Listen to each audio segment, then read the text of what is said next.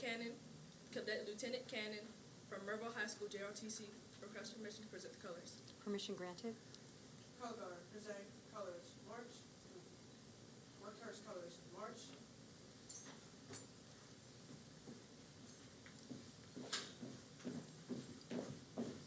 Color guard, off. Present colors.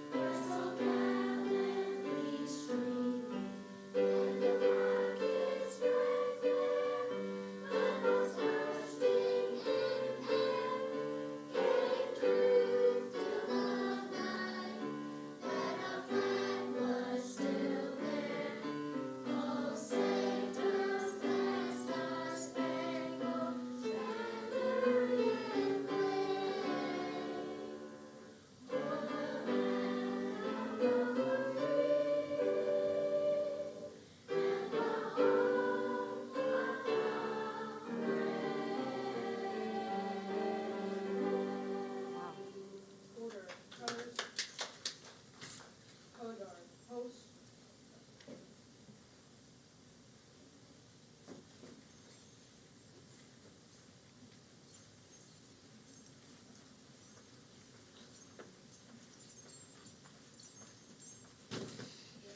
Ready, cut.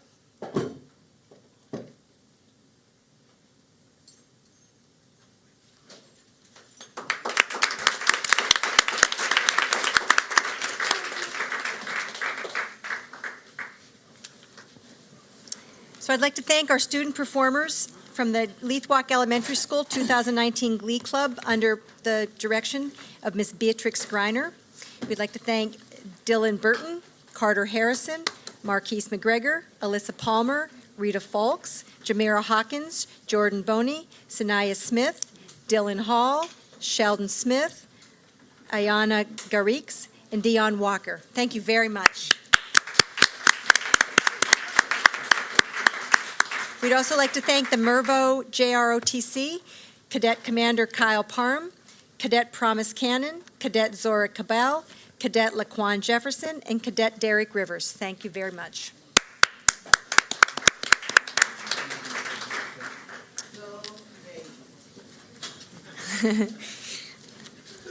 I'd like to now ask Commissioner Chinia to lead us in a moment of silence.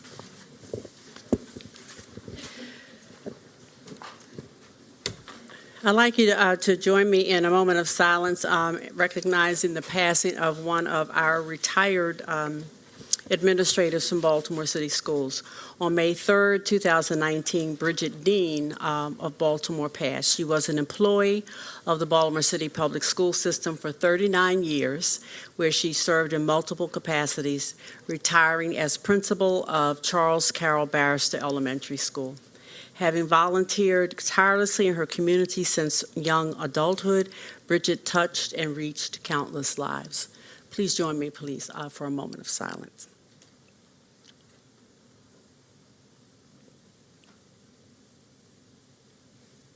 Thank you.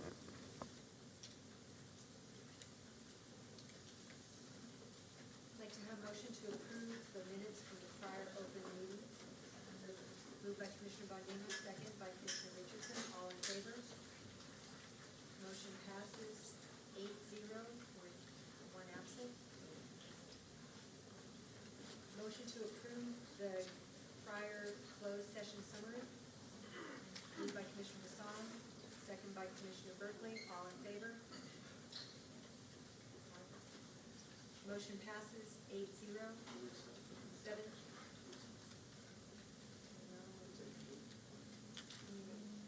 Motion passes 8-0 with one absent.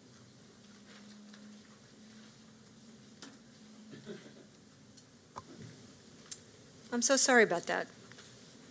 For the record, we just voted to approve 8-0 with one absent, the prior closed session meeting minutes and the prior closed session summary. Sorry about that. I'd like to now ask, we're going to have some committee reports from committees that have met since the last board meeting. For the general public, these meetings were all conducted in public. The minutes of those the tapes are available, but these are just highlights from those meetings. So I'd like to turn first to Commissioner Bondima, who chairs the Operations Committee. Yes, the Operations Committee was held last week here in the room, 200 East North Avenue, in the first floor boardroom, in this room. And we had quite good discussions about the previous approved capital improvement programs and the status of each of the programs. And we stayed capital funding review, IAC recommendation for city schools as of May 9th, contingency funds, CIP, discussion points and timeline. And also we had a lengthy discussion about the city schools air conditioning plans and funds related to the plans. Quite a interesting discussion on enrollment trends, births and enrollment for kindergarten enrollment, and also looking at Baltimore enrollment and housing and the data that was related to it and projections for the year. And the next meeting will be at, Tuesday, June 18th, 2019, at 10 a.m. to 11:30 a.m. in this room. So the public is welcome to attend the meetings and observe it online and on TV. Thank you very much. Commissioner Hassan on the Policy Committee meeting. Thank you, Commissioner Kashani. The Policy Committee met last week on Tuesday. We discussed 3 policies. Policy JJA, which was student clubs. The purpose of this is to ensure that students, especially secondary students, are able to have agency and develop clubs and organizations for themselves. And the policy helps just solidify the role of the faculty advisor, access to facilities, and some pieces like that. All of these policies are open for public comment at policy@bcps.k12.md.us. If students would like to weigh in, we'd love to get some more student input on that policy specifically. We also talked about policy GCO, which is employee evaluations, looking at the evaluation system, the frequency, and the manner in which employee evaluations will be conducted. We had some great public input comment and some discussion amongst the board members that we hope that the drafters of that policy will be very cognizant of our understanding that informal or formal unannounced visits are probably something that we don't want to see for our employees, that we want the employees to know when their formal evaluations are happening so that they can prepare appropriately and present the best of themselves. The last policy we talked about was policy IHB, which is public charter schools. A lot of information in there, and again, as similar to the student clubs, for us as a committee, not nearly enough public input. So really hoping to get some feedback from operators, from families, as well as from families that attend traditional schools to make sure that we get that policy done well. Our next meeting will be on June 19th, the same day as operations, from 3:30 to 5:30 in this room. And we do all have public comment at that session. So I encourage anyone to sign up at the board at bcps.k12.md.us, beginning the Thursday before the meeting. Next time, we will be discussing policy GLCE telecommuting and possibly a conversation about financial planning. But we're waiting on that confirmed agenda to happen. So thank you, Madam Chair. Commissioner Berkeley on Teaching and Learning. The Teaching and Learning Committee met last on May 7th at 3:30 here in this room, and we had an update on graduation and dropout numbers. We had an update on the implementation of the blueprint, and we also discussed charter school policy and compliance with that policy. We meet next on Tuesday, June 4th at 3:30 in this room. Thank you. Great. Periodically, we have presentations from organizations that are doing terrific work in city schools but may not be as well known. We thought we were going to have a presentation from Beats Not Bullets, but we're not sure they're here. Doesn't look like they're here. This was recommended to us by a partner of ours, and so we will reschedule them for a future time. The only other thing I want to note is the timing and scheduling of this meeting tonight is a little different because when this first part of the public meeting ends, we will transition pretty quickly to the second part of the meeting, which will focus on the 4 charter school applications. So we will pause. We will likely not really leave, but we will pause and then just transition seamlessly into the next part of the meeting where we'll hear brief presentations from the 4 applicants. There'll be time for questions, but this is just an information gathering, question taking, and then we will be voting on those applications on June 11th. Okay, I want to look at the PEP and appeals and hearings. Do I have a motion to approve the PEP agenda and the 5 appeals and hearings cases? Moved by Commissioner Reed, second by Commissioner Richardson. All in favor?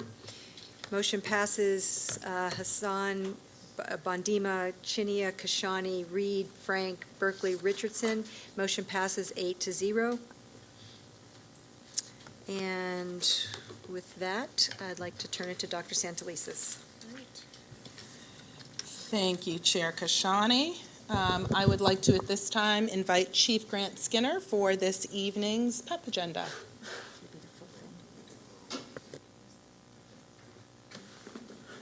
Good afternoon, Dr. Santelises and Commissioners. We have 5 appointments this evening, and 3 folks are here with us, so if they can stand to be recognized when I call their name. First, Kara Ball, currently teacher at DeLalio Elementary School for the Department of Defense Education activity, is appointed Educational Specialist 2 for Elementary Science, effective June 17th. Next, Benjamin Roberts, currently principal in Prince George's County Public Schools, is appointed principal at Franklin Square Elementary Middle School, effective July 1st.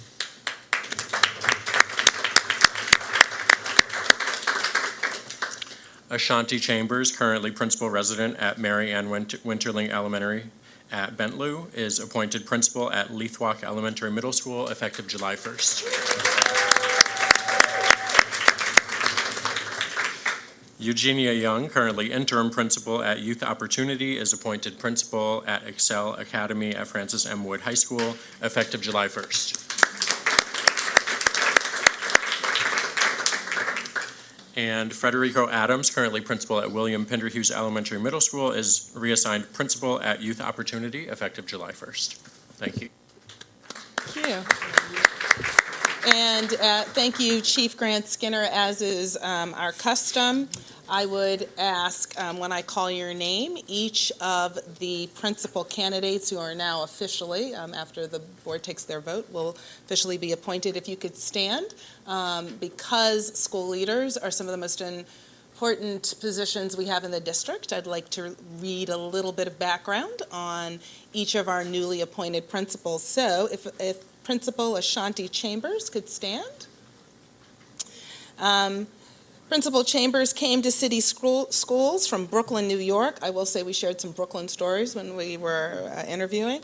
This year, she served as a principal resident at Mary Ann Winterling Elementary School and Hempstead Hill Academy. I will also say to both of those principals, she spoke of her interning time quite warmly, which is not always the case, so you too should take a bow as well. She has also served as a literacy representative, classroom teacher, mentor for elementary and middle schools and city schools. Ms. Chambers raised student achievement, built meaningful and long-lasting relationships, and promoted a positive climate and culture. She holds a bachelor's degree in criminal justice from John Jay College of Criminal Justice, a master's in teaching from the Johns Hopkins University, and a master's and doctorate of education in organizational leadership from Grand Canyon University. Congratulations, Dr. Chambers.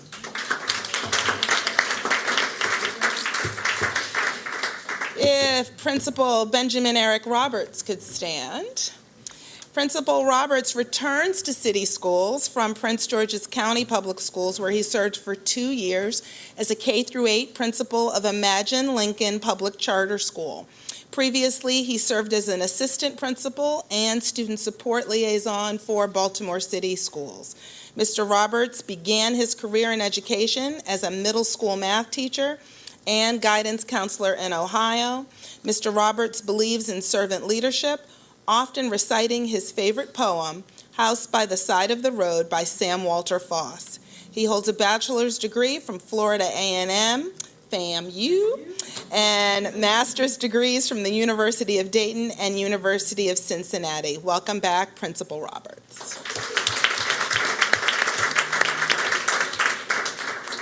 And then finally, Principal Eugenia Young. Principal Young served this year as the interim principal of Youth Opportunity High School, one of our alternative programs. Previously, she served for 4 years as principal at Roosevelt State High School in D.C. Public Schools. Her strong ability to build a positive learning environment and great rapport has resulted in a 20% percentage point increase in student attendance at Youth Opportunity this year. That is not easy to do. She is passionate about giving students access and opportunities to explore college and career exploration and wants to continue being able to provide paid internships and job shadowing for all students. She holds a bachelor's degree from California State University, Fresno, and an executive master's degree from Georgetown University. Welcome and congratulations, Principal Eugenia Young.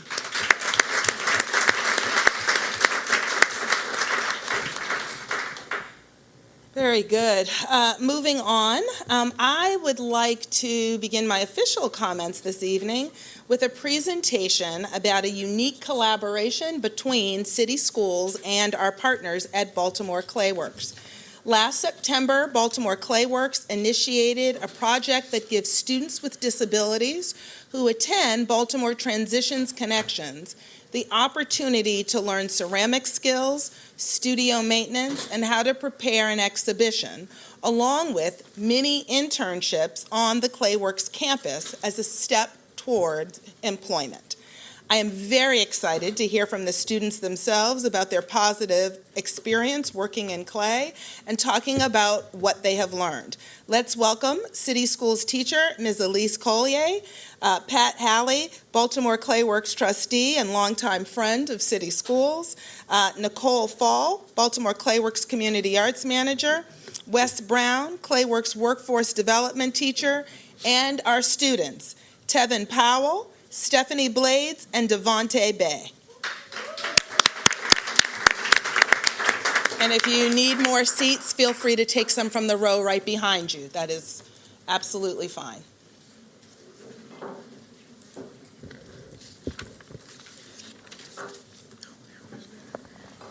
Hi, I'm Nicole Fall, Community Arts Manager at Baltimore Clayworks, and Dr. Santelises gave us this great introduction. So it was a partnership that came together because of Pat Halley and Jeff Wyatt. Is Jeff, can you stand up? Oh, there we are. So Jeff, go ahead, I'm sorry. Without Jeff and Pat, it would have been very difficult to make this happen. So, Jeff's been wonderful in terms of, making this program happen as the secondary transition services facilitator. And Donna White, the coordinator of citywide services, also played a role. And certainly our teachers, our artist teachers, Wes Brown, who is a resident artist at Clayworks, but who is also teaches at Bard High School Early College. He teaches ceramics there. And then there's Anna Maria Economou and Joanna Mary. So I want to hand this over to the students and to Ms. Collier to talk about the program. And to go ahead. Excuse me, good evening, everyone. As you already heard our introduction, we are from the Baltimore Transition Connection. We record I'm the sorry. minutes that way. We're from the Baltimore Transition Connection Program. Myself, Elise Collier, the classroom teacher, and we also have an assistant, Miss Glenda Wise, where we take the students to clay work 3 days a week so that they can perform the duties that they need to do. At this time, we're going to turn it over to them, and they have some of their work. We're going to start with Mr. Tevin Powell, who will give some information about his work. Good afternoon. My name is Tevin Powell, and at Clayworks. I like to I build a dinosaur house, mirrors, cups, mugs, towels, and in the box. And I learned how to communicate and work together and communicate. And I'm working this summer at Ronald McDonald House, and I will take my skills from Clayworks to my job.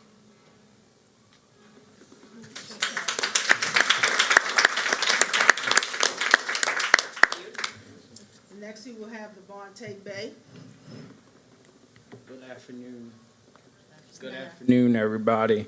My name is Devontae Bay. My name is Devontae Bay, and I learned at Clayworks to work together, communicate, and work good with others. And I had learned a lot at Clayworks.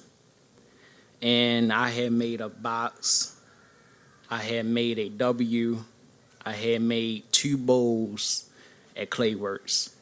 I really like Clayworks. I like the instructor, Mr. West, because he helped me verbally. And I like that experience that I had. And, I really enjoy it. And, every time when I make clay, it made me feel relaxed, what I like. And I had learned a lot at Clayworks, what I'm proud of.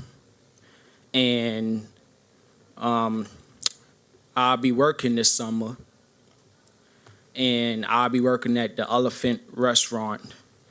And I would take the experience that I had at Clayworks to the Elephant Restaurant, and I would learn how to communicate and work with others. Thank you.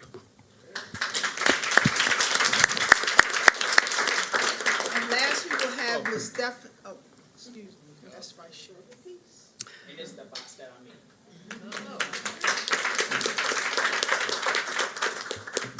And last but not least, Ms. Stephanie Blades.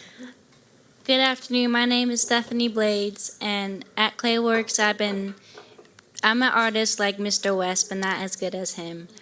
But he's been teaching me how to bring my drawings to life out of clay. And right here, this is what Mr. West taught me how to make out of life, this dolphin. And I like just going to Clayworks and bringing all my pieces to life and like just creating stuff. And Mr. West is a really good teacher, and I like going to Clayworks and learning a lot of new stuff. Every time I go to Clayworks, I learn something new.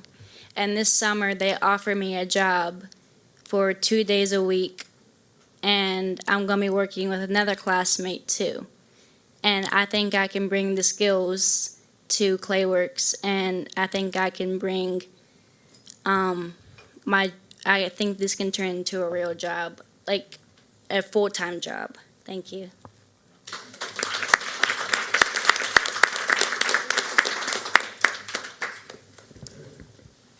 Do any of the board members have questions? Was that it, or did you? Yeah, they did have, and the slides would Oh, show please, it. go ahead. They had an art exhibit of their work, and they also sold their work. So they had that opportunity to put on the show, to arrange everything, and it worked out really well. You can take us through the slides. I didn't mean to preempt it. I don't know how to do. Oh, the clicker's right there? Oh, sorry. Okay. How do you? Okay. Sure.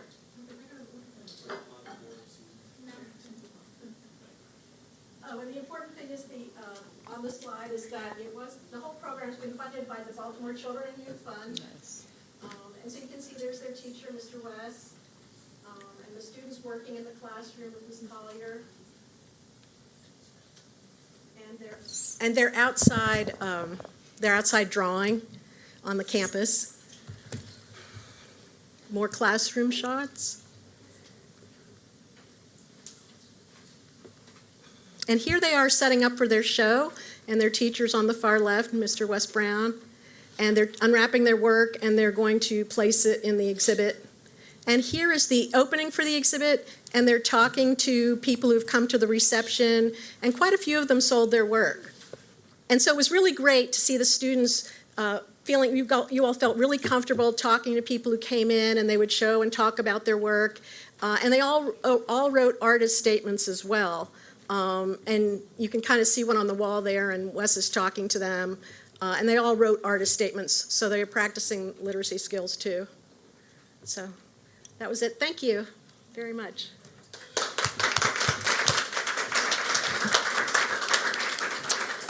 I just have a question and I guess a comment. If you said this, I apologize. I was getting reattached to my computer system here. How do students get to participate in the program? Well, so it just happened that we coordinated with Jeff, and Jeff got us the students, and we were inaugurating the program. So, it's a matter, if we did it again, that's another thing that we would have to work out is like, how do you select students for the program? And so I think they all came from a program that was at BCCC. Okay. Great. And my comment is I'm just not surprised that Pat Halley's involved in doing something awesome for young people. Like, I'm just so not surprised. She's an awesome potter. Like, let's just start there. But you've done so much for city schools and for students in this city that everybody's really grateful for you. And I think this represents sort of a unique, both for Clayworks to work with students and give this kind of art and work skills development opportunity, and for city schools to see an arts-based curriculum as a place where students can learn job skills. So it's really been a very exciting beginning that we want to continue. Thanks to you for getting us started. Commissioner Hassan? We have one more board member comment. So I just want to extend a second thank you to the Baltimore Youth and Children's Fund for really understanding the whole child and the needs of the whole child. You helped support a playground build that Commissioner Randima and I were a part of a few weeks ago. So looking at play and at artistic output and job workforce development and self-efficacy and agency, and we do as much as we can with the budget we have, but without our community partners, we would not be able to do the extras and the even more. And frosting deserves cake, so we're very appreciative. Thank you. Great. Good. Well, thank you again, and we want to thank all of you, particularly the young people, for coming out and sharing your stories and your learning, and just reminding us, as Pat just did, of the importance of art in supporting overall learning and development. So thank you all for that. Moving on, last month, our dedicated family and community engagement team hosted what we hope will now be an annual evening, our International Family Night. And I have to say, there's never been a more appropriate time to celebrate the rich cultural diversity that we enjoy, not only in Baltimore City, but also in city schools. English learners in city schools come from more than 80 countries and speak more than 60 different languages. We are truly blessed to include the full spectrum of colors, religions, cultures, ethnic groups in our student body. We really are, quite frankly, a rainbow of human possibility. We don't fear difference here, we celebrate it, because we know that immigration and the diversity it creates is the single greatest resource that our country enjoys. It truly remains a source of our nation and our city's strength. I will say that I attended and really thoroughly enjoyed International Family Night. We had representatives from across the city. There were families who literally had only been in our nation or our city for weeks, but were excited to attend this event. Wonderful turnout, and again, I think one of the only repercussions of a great, fantastic success the first time out is now I've asked Family and Community Engagement to make this an annual event. So without further ado, our fabulous student reporting team here at City Schools was there, and this is a brief couple of minute video that they created. Amani, I don't think Amani's here tonight, but she and the team really get around to events in the city. So without further ado, I will let Amani and the student reporting team tell you a little bit more about our first International Family Night. Hey, this is Imani from the City School Student Media Team here at the Columbus Center to check out the very first ever International Family Night. It's all about celebrating the diversity of our families from all across City Schools. It's going to be a fun night, so let's check it out.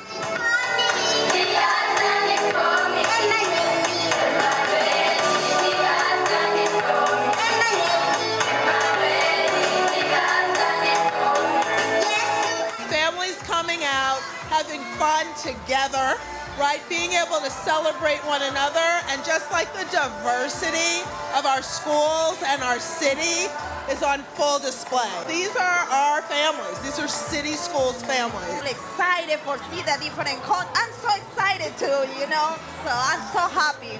That's a great idea. It just brings a wealth of culture and knowledge and experience that all of our kids and families can benefit from.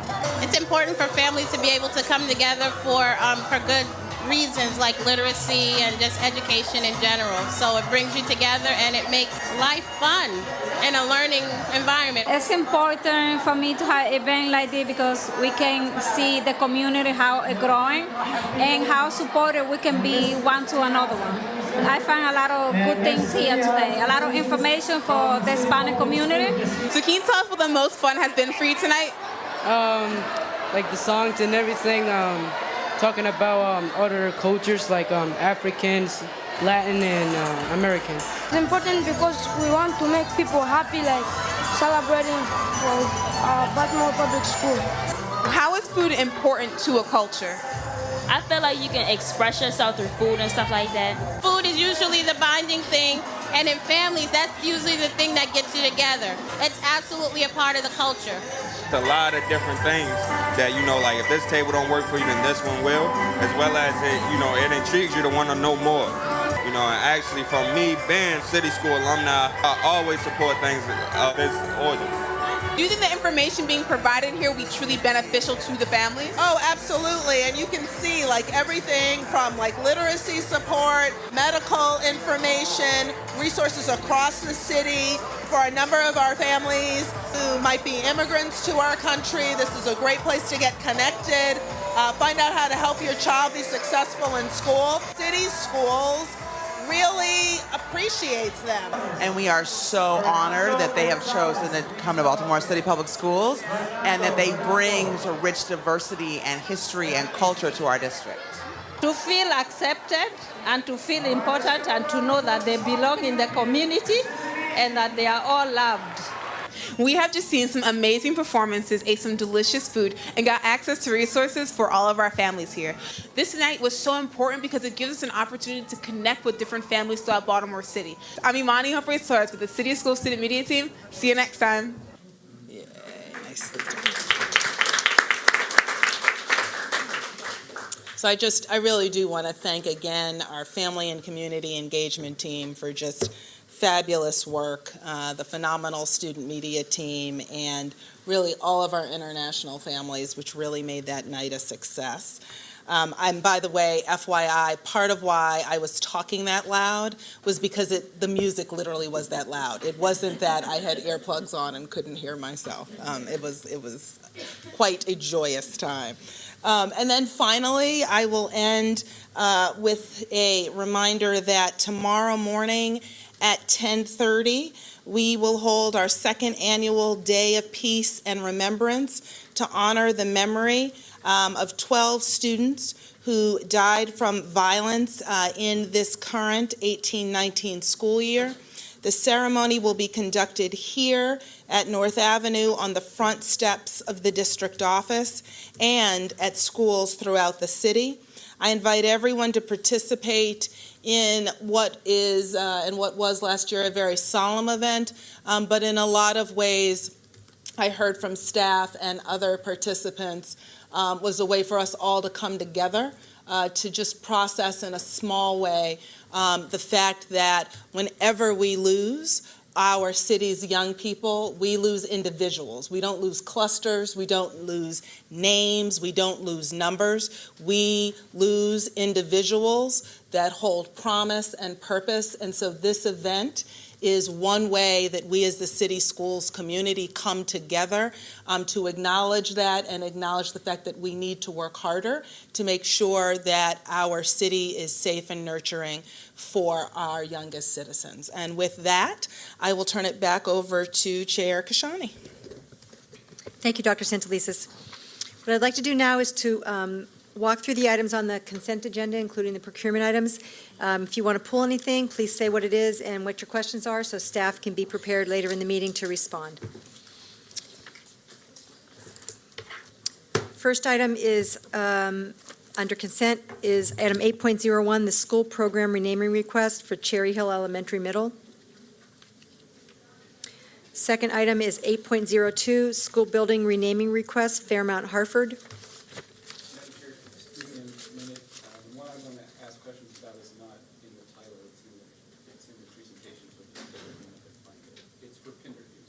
That's the next one. That's okay. No, you're good. You're good. That's good. Item 8.03, well, it's the one after. Item 8.03, school program renaming request, Brems Lane Public Charter School. Item 8.04, school program renaming William Pinderhughes Elementary Middle. Do you want to pull that? Yeah. What's your question on it? A question about the term academy. Okay. So we're going to pull it. Commissioner Frank wants to ask a question about the use of the term academy, and I actually also want to pull it because when the information in the presentation showed the votes, we asked both the students and community to vote. In the student vote, it was really, really close between the Sandtown name on the school and the Ethel Ennis name. Very close vote. On the community vote, it was way less close, and Ethel Ennis was the winning vote. And the recommendation to the board is that we pick the Sandtown name because it was the student vote. And so my question is, if we're going to ask the community for their input, why don't we take it? So I want to talk about that a little bit. Next, I'd like to look at, so we're going to pull item 8.04. So the first three, 8.01, 2, and 3, will go by consent. Under procurement, questions on 11.01, Cloverland Farms Dairy. Item 12.01, software maintenance and support. I'd like to pull that one, please. Commissioner Hassan's going to pull that. And your questions? I'm guessing it can't be ready for it this evening, but for a number of years, we've been asking for an overall long-term technology plan. And these are annual recurring amounts. They're substantial. I'd just like to see how it fits in with the big plan. And I know that answer probably can't be given, but I'd like to formally ask that question tonight. Yeah, we have been asking for that for years because for the non-tech savvy, which I certainly fall in that category, it's so hard to tell what these and all are. it's hard to make sure we're doing our fiduciary responsibility without seeing a whole piece, so it makes it hard to vote on. I also have questions on this. It has to do with the cybersecurity portion. I suspect we're all interested in this, given what's going on with Baltimore City and their systems right now. And I want to thank Ms. Trueheart for flagging some of the specific questions that I'm going to raise, so thank you very much for that. So from what I can tell from the item, one of the items has to do with only one of the laundry list of items for daily computers for $103,000 specifically deals with cybersecurity. So I have a number of questions that really dig down deeper into what have we put in place in terms of insurance to help us with that. And $103,000 doesn't seem, there's probably more, but I can't tell from those descriptions if there's something else having to do with cybersecurity. A number of them reference maintenance and risk, so I think there's a lot more in there, but it's a little hard to tease out, so I think we want to pull that item for discussion. Next procurement item, 13.01, Adisa Enterprises LLC, ALEC LLC, and C&W Construction. Then we've got three that have to do with janitorial services. The first one is a set of vendors, 13.02 for janitorial services. I'm actually want to pull that one because I'd like to ask some questions about how we monitor compliance for the green cleaning supplies. And that's 13.0. 13.02, that's the one I want to pull, 13.02. Items 13.03, Interline Brands, Supply Works. I also want to pull that, that the request for an increase in contract more than doubles the originally approved contract, and it wasn't very long ago that we approved this contract, and so I was curious. It's like more than double from 500,000 to 1.1 million. So I want to pull that. And item 13.04, Interline Brands, it's for two different items. I also want to pull that same question. The original contract was for $250,000, and again, within like a year of approving, a year and a half of approval of that contract, it's more than tripling in amount. And I really want to know, what do we know now that we didn't know then? It's a relatively short period of time. So I want to pull 1302, 1303, and 1304. So with that, 801, 02, 03 will go by consent, 11.01 and 13.01 will go by consent, and we'll pull the other ones. Okay? Because I like to honor our commitment to not starting public comment until 6, I'd like to ask staff who were going to present item 18.01, the 2019 Comprehensive Educational Facilities Master Plan, to do that now, and then we'll get back on schedule with public comment.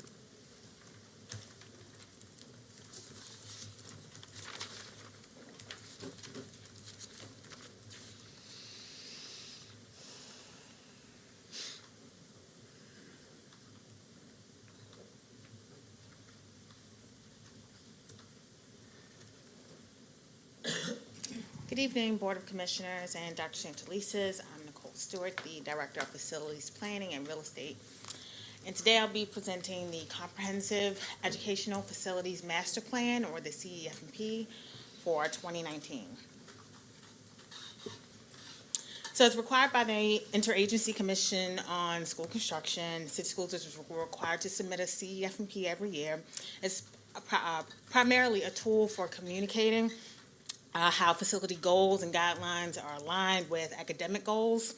And the document is also a repository for facility information, as well as context about the neighborhoods where our schools are located and also the neighborhoods where our students live.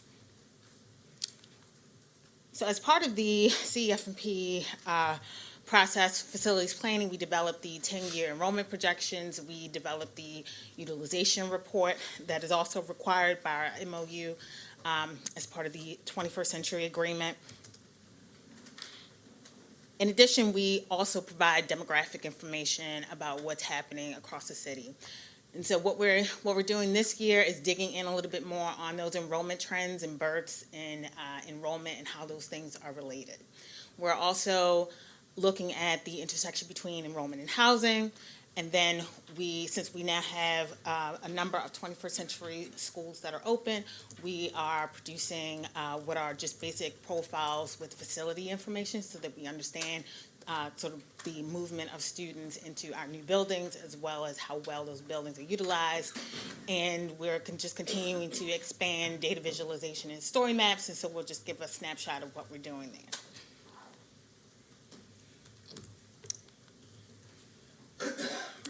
So,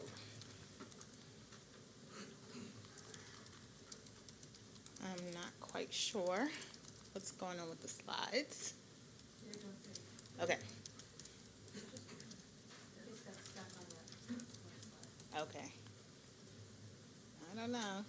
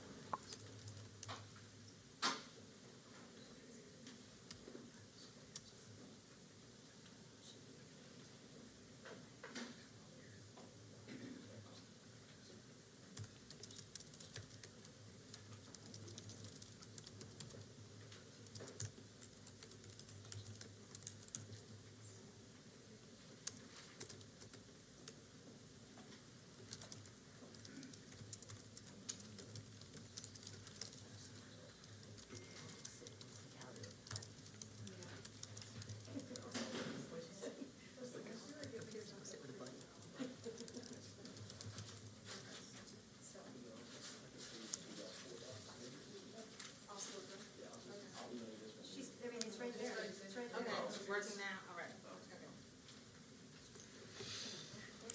Okay. Oh.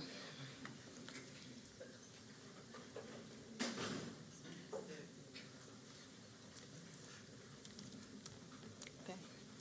I'm not sure which version this is, but I think we'll see. Okay. All right.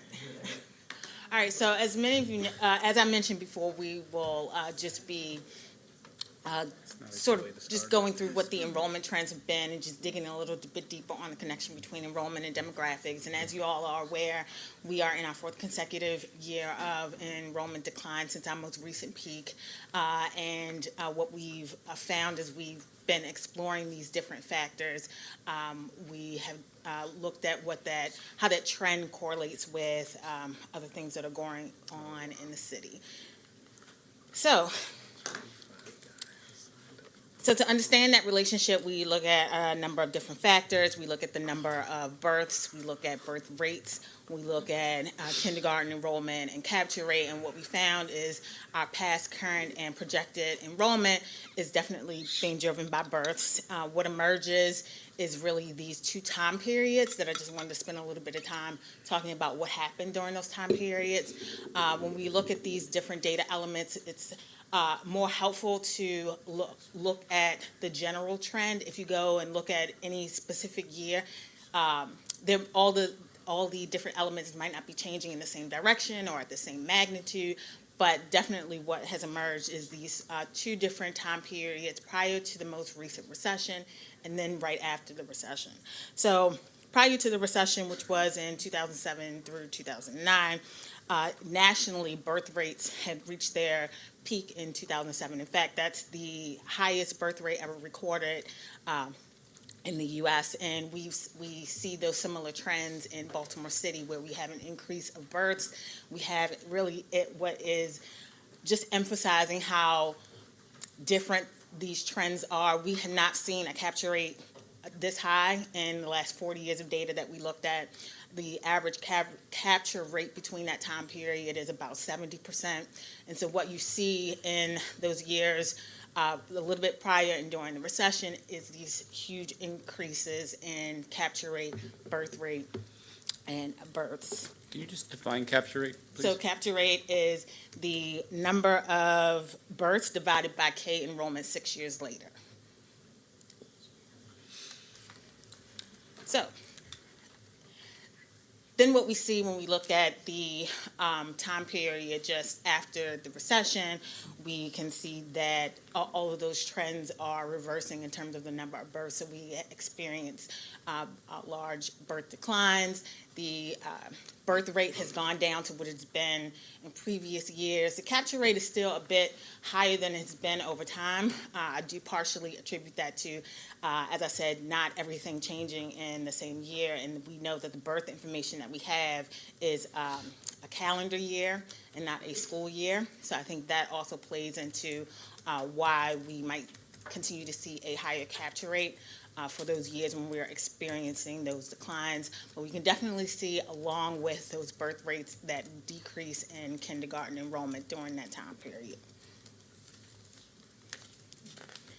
And so what we wanted to do is also just more directly talk about that link between births and kindergarten enrollment. And the reason why is because when we get to our enrollment projections, which we produce every year, we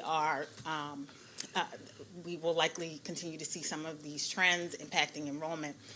So following that decrease of births after the recession, we can see that 6 years later, our kindergarten cohort, right at 15, 16, when we start to see that enrollment decline, we can see that kindergarten cohort and the first grade cohort really becoming smaller. And what we've seen over time is that kindergarten cohort transitions and progresses through grades, how they have contributed to declining enrollment at those grades in those years.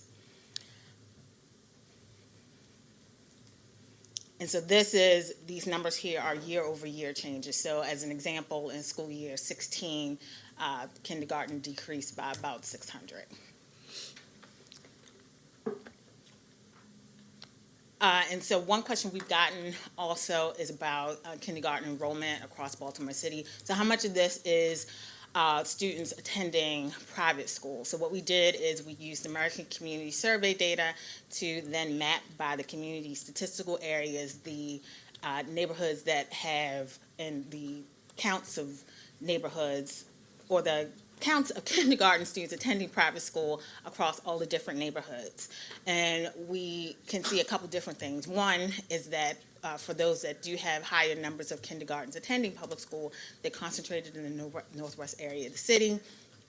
Some of the neighborhoods in the southwest and the northeast that do have high concentrations of private kindergarten enrollment attendees are those where we just have a lot of students. So, and Bella Edison is an example of, on this map, it shows having a high number of kindergartners in private school, but that's also likely linked to the fact that there are just so many young people who live in those neighborhoods. And the last point about this, I think that is helpful, is looking at the percent. So the chart at the bottom looks at based on the American Community Survey, they take a total number of kindergartners who live in Baltimore City, and then look at the percentages of them who are enrolled in public-private school across the city.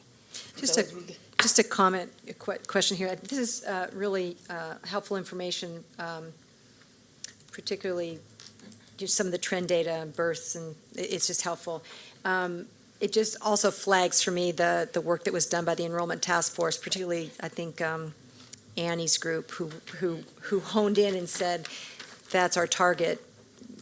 That's the target, is those early years. So, I mean, this even shines a stronger spotlight on that for me. And I know Tina's on it, and she's now carrying around that bucket of to-do items, so it's good. Question on this slide? Yes.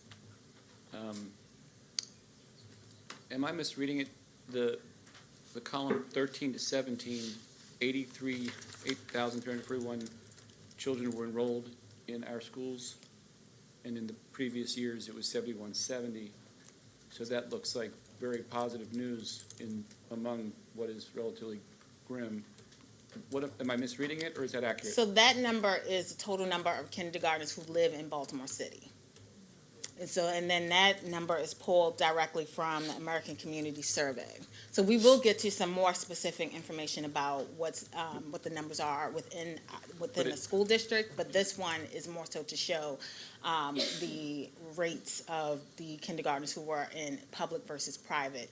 Right, but the number is significantly higher, not a little bit, and our 83% for public remains the same. So why is that not good news? Very good news.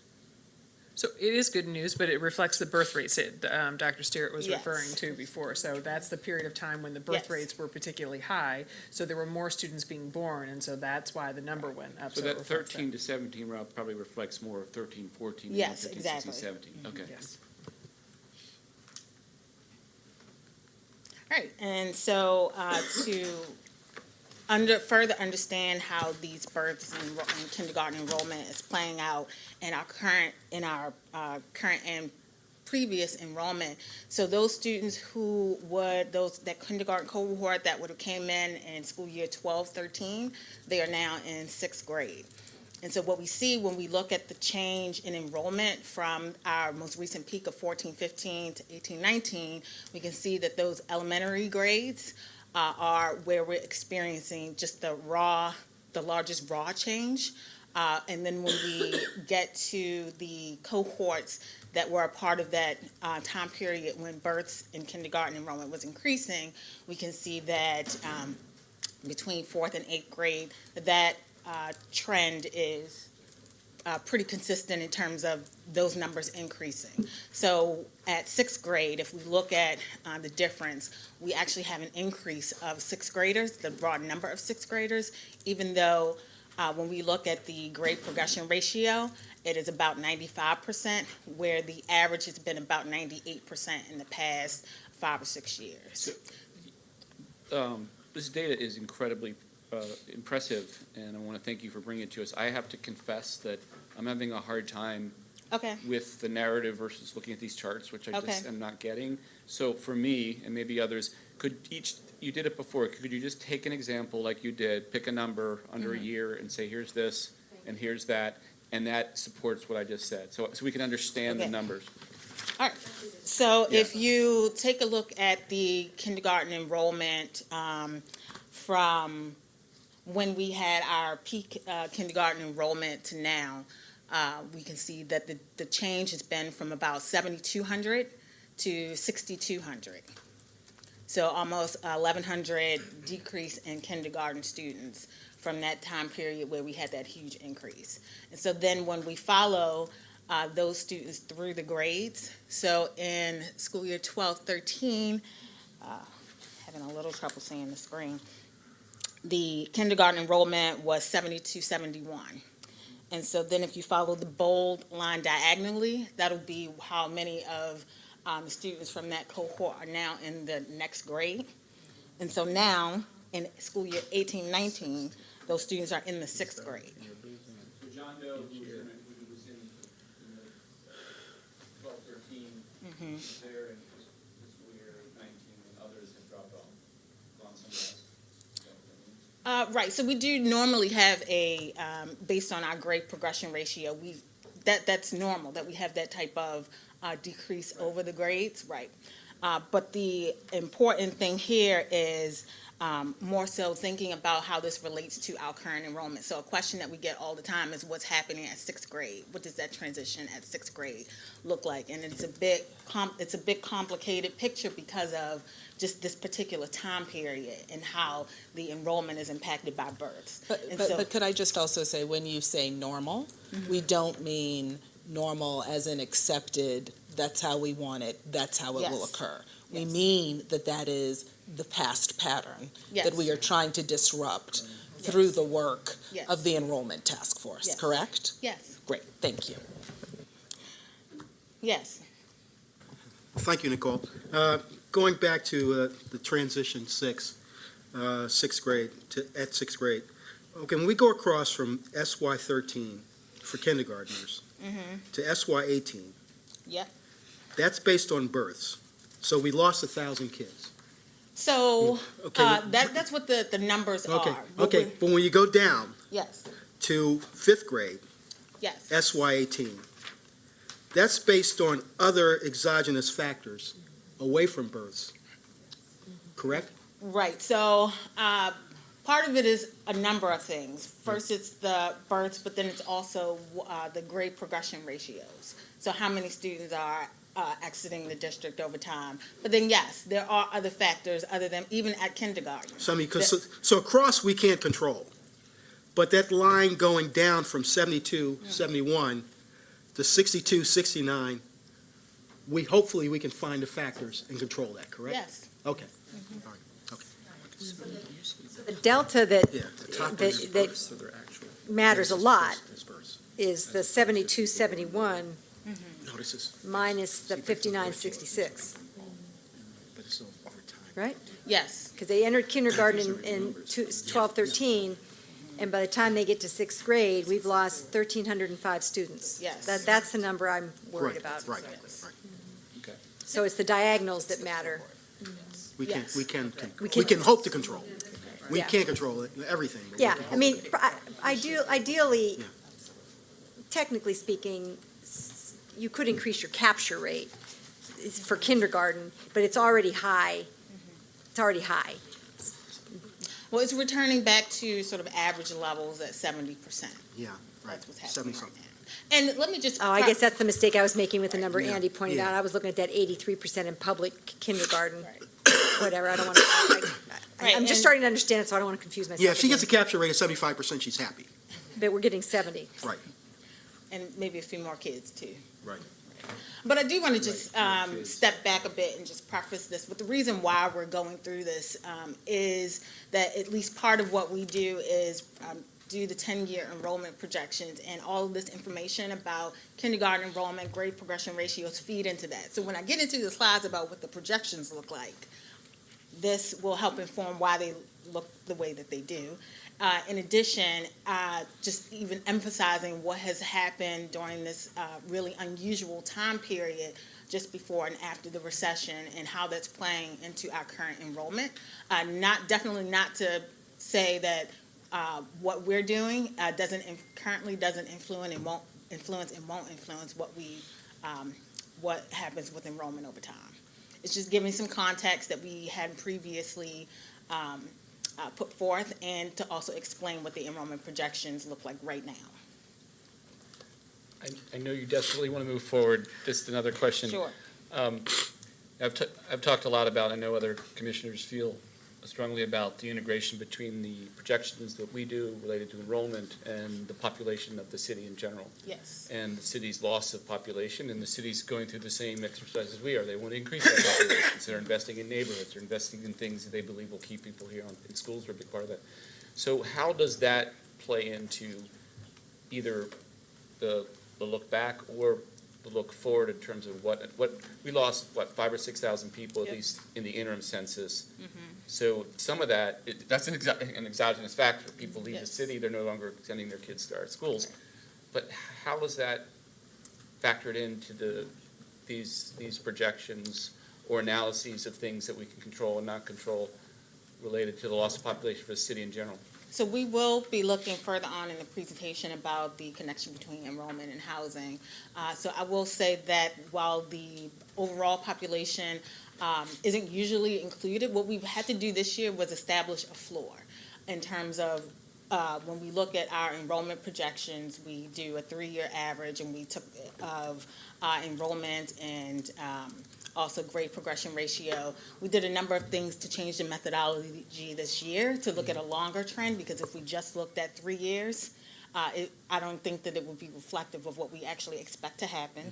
It would be just a really dire decrease that we don't really expect. So what we did this year was, as a part of the methodology for enrollment projections, we used population change and trends to set a floor and develop what we call a accrued birth rate, so that it's not usually how we normally capture, accrued capture rate. It's usually not what we use, but we incorporated the population numbers into that so that we could establish a floor of what we expect to happen.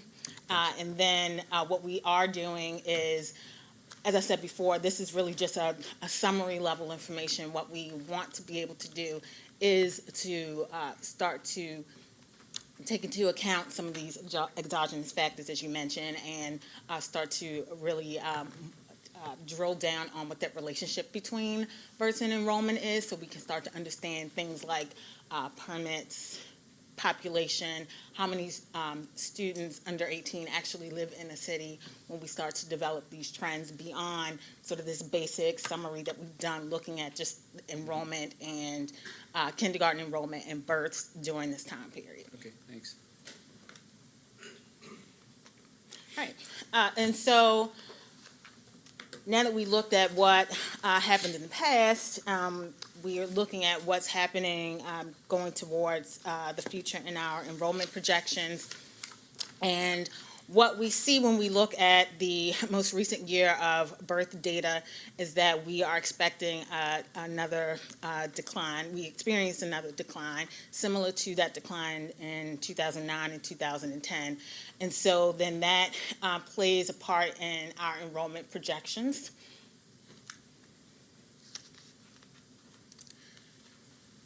So based on the that expected. Nicole, we have another question, sorry. Commissioner Hassan? Yes, thanks, Dr. Stewart. If you can go back to, I'm sorry, to slide 12. Yes. This is overall across the city. These counts? Yeah, so the birth rates. Do we Yes. have this disaggregated by zip code? So that we can look more intentionally at where we're closing or opening schools or where we're adding seats?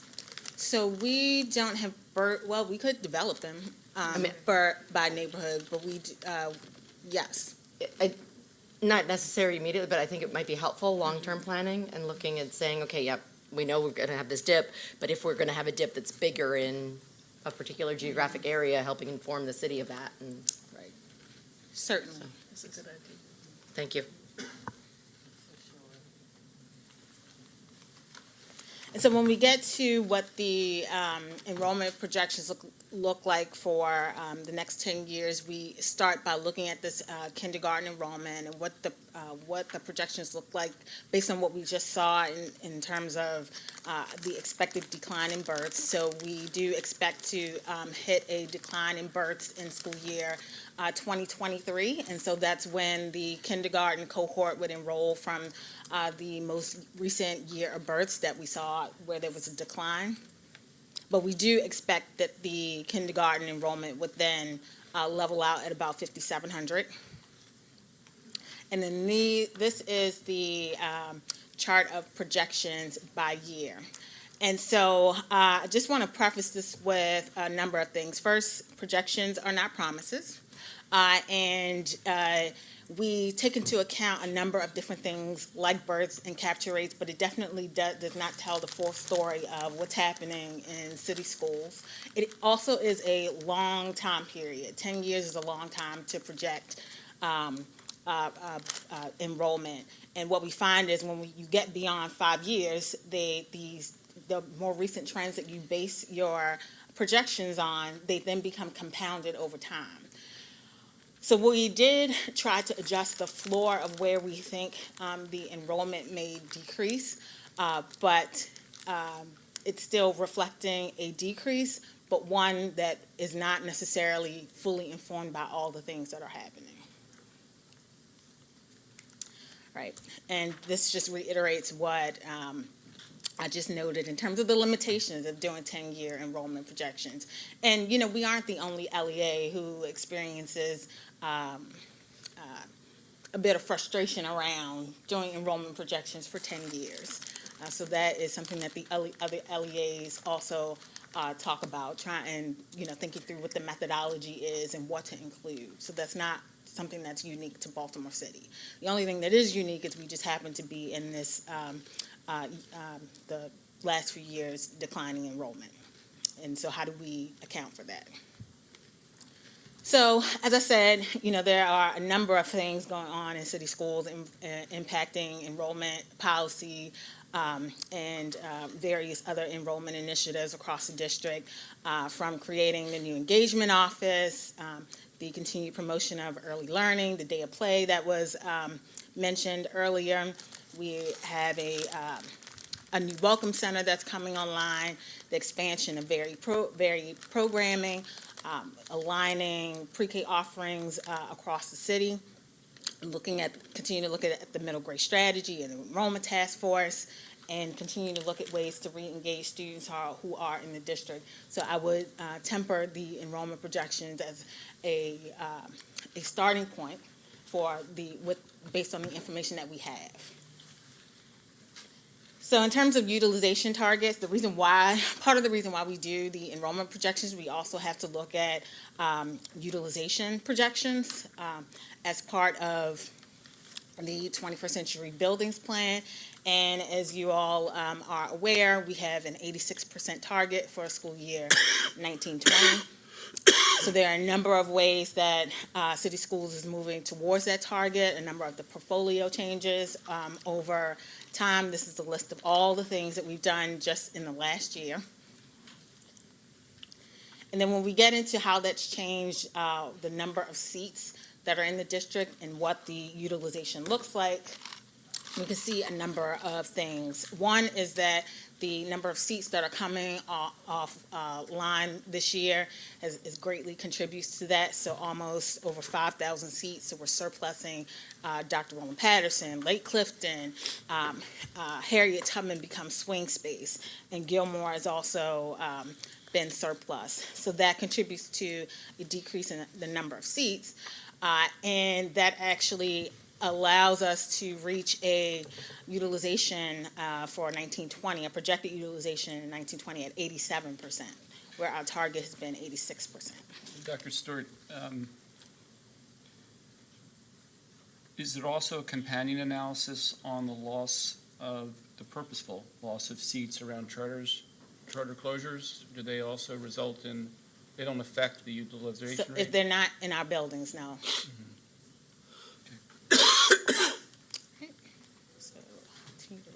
So we did talk about future analysis that would be helpful is to look at new school creation and the correlation between new school creation, I think, is getting at one of your questions. And these trends in terms of the degree to which our capture rates are better or our grade progression ratios are higher, and if there's a relationship between some of the new school creation or school closures. Yep. All right, so moving through this is just a chart showing what the seat deficit and surplus is currently. So what will be in 1920. So as I mentioned, we'll be at 87%, and we'll still have we'll still need to reduce seats I'm sorry. Actually, that's not what that says.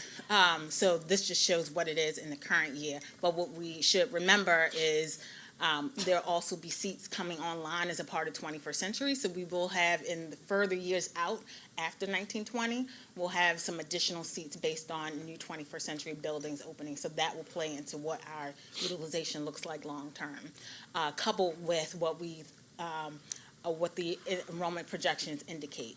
And so if we are in a situation where the enrollment continues to decline and then we are getting more seats because 21st Century buildings are opening without additional closures, then we will see that utilization decrease. All right, so to your question, Commissioner Frank, what I wanted to do is just talk really briefly about what we already currently do around trying to understand the relationship between enrollment and housing. So every year, facilities planning, we get data from Baltimore planning, and we look at where the permits are across the city, where the developments have been approved or things that are under construction, and we use our student yield calculator to then look at what the potential yield might be from some of these developments. And so this is information that we use every year when we're in discussions around our portfolio to understand what things might be impacting what's going on in the neighborhood. One thing to remember is that these aren't yields of new students. That's a caveat there. This could be students who are moving from other areas in Baltimore City into these new developments. And so that is one thing to consider when looking at student yield for housing. The other thing that we at Facilities Planning are working on, so their DHCD, the Department of Housing and Community Development with the city, they just released their housing framework or their development framework outlining a number of different strategies for how they expect to impact how they move forward with community development across the city.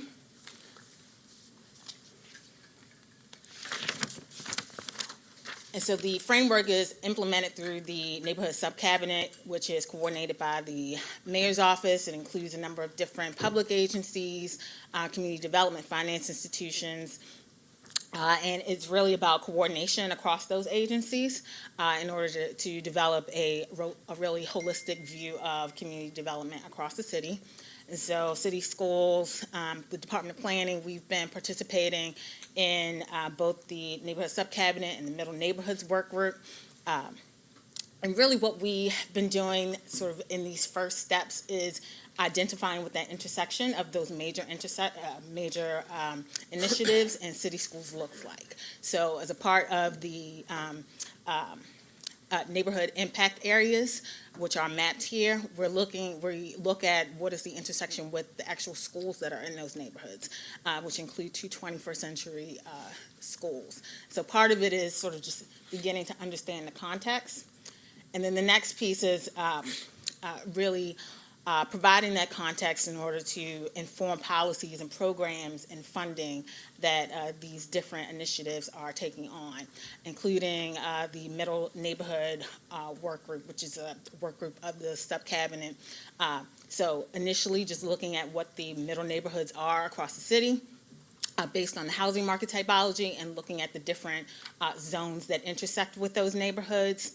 And then as part of the ABAG School Center Neighborhood Investment Initiative, working with O&I 21st Century to just dig in a little bit more deeply with the 21st century schools and the communities that are directly surrounding those schools. And this just highlights that we're continuing to work as a part of the 21st Century Cities Initiative, the research grant that we got alongside Johns Hopkins and Baltimore City Planning. We're continuing that work, looking at the intersection of housing and enrollment and some of those trends. This is just a snap. I won't spend time on this at all. This is just a snapshot of the 21st century profiles that I mentioned that we're doing. So we're looking at where the students are coming from, what the academic focus of the schools might be, what the in-zone and out-of-zone rates look like, and what the utilization rates look like, just providing some general information about what's happening across the 21st century schools that have opened. I know it's too soon to know this, but over time, is there a way for us to measure the extent to which the investment in new schools is retaining students or attracting students that might go elsewhere? So that might go elsewhere. We would have to look at. When I say elsewhere, I mean leaving the district. So are these investments keeping families in the district and or attracting families? We can't know that because we just opened them, but something over time might be useful. So there are a number of other different efforts that are happening. Some other researchers that are looking at 21st century as well. So between what they're doing and what we can do with the data we have, or even if there is a need to do other things to understand the impact of 21st century, I think that's something that we've talked about. Yes. And this is just a snapshot of some of the things that we're doing in terms of data visualization and story maps, just to really inform what's happened in the past and what's happening currently around city schools. And so we're looking at doing one based on the portfolio and also translating some of the information from the CEF&P, which is a very dense document, into some visualization and story maps so that the public has access to more of our data and information.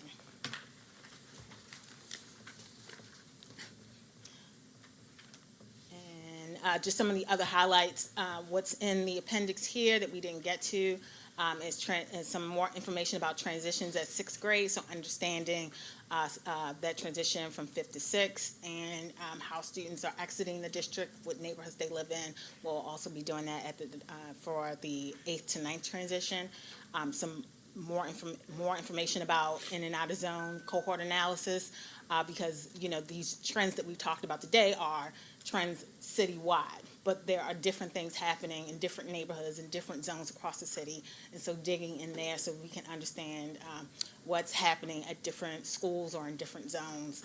And then looking more at that private versus public school enrollment, not just by kindergarten, but what's also happening at the other grades. And we'll be submitting the CFP on July 1st, and then the June 20th is when we present to the Planning Commission, and then submit it to the ISE on July 1st. So that is all. Wow, it's a lot of stuff. No, it's a lot to Thank chew you, on. Dr. So thank you Stewart. very Nicely much. done. And I think people were good about asking questions during the presentation. Are there any other questions? Yeah, I do have one other question,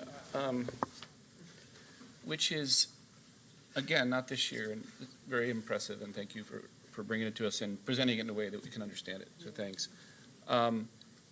Over time, is there a way to measure enrollment growth in a more micro way, in the sense of looking at our portfolio and seeing, are there trends among our portfolio where we're seeing growth, or we're seeing losses, or things are static over time?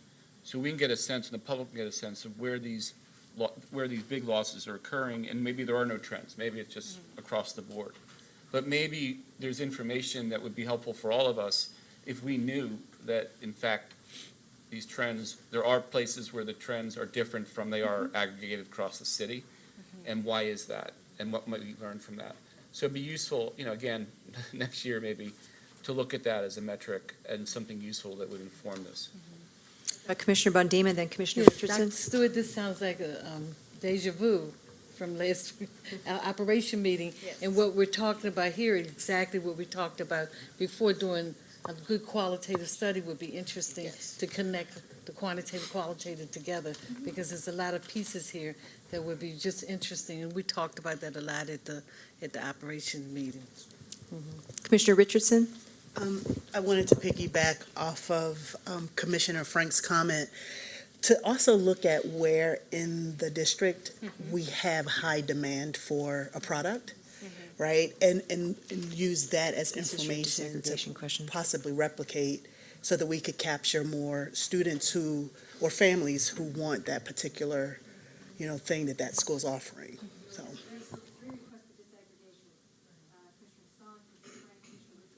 Commissioner Richardson, so disaggregation, the across the district trends and numbers are helpful, but where are we providing people with what they want? People will travel tremendous different distances to get what they want. We know this in this town, so we need disaggregation. Commissioner Reed? Thank you, Nicole. I guess one thing Nicole was probably remiss in, she probably stopped at slide 30. But if you go to slide 35 to 46, you'll see some of the data that's going to answer some of the questions you may have. Yes. So, that's some good data in those pages that you didn't cover. 35 on. Yeah, I just Thank want to you. repeat that. You went over that, and all the good stuff from what you're talking about is in the appendix. I tried to be mindful of time. Huh? I tried to be mindful of time. I don't know how successful I was. But I will say that we have this is just a PowerPoint. So we have this lovely document called the Comprehensive Educational Facilities Master Plan. It's 700 pages. And so we do a lot of disaggregation in that document. So we're trying to balance in these presentations what to present versus, how much is too much. And if there are other, forms in which we can present some of the disaggregated information, I would be more than happy to do that. Thank you. Thank you very much. All right, so we're going to get back. You got something? No, I was just going to say another thank you to Dr. Stewart just for continuing to push the level of analysis, and I think the feedback from the board will help us also move to the next level. So thank you for your work. Including to read the appendix. Including to read the appendix. We're going to get back on track now. The only special recognition group that signed up tonight is the BTU, Mr. Hendricks and Ms. Thompson.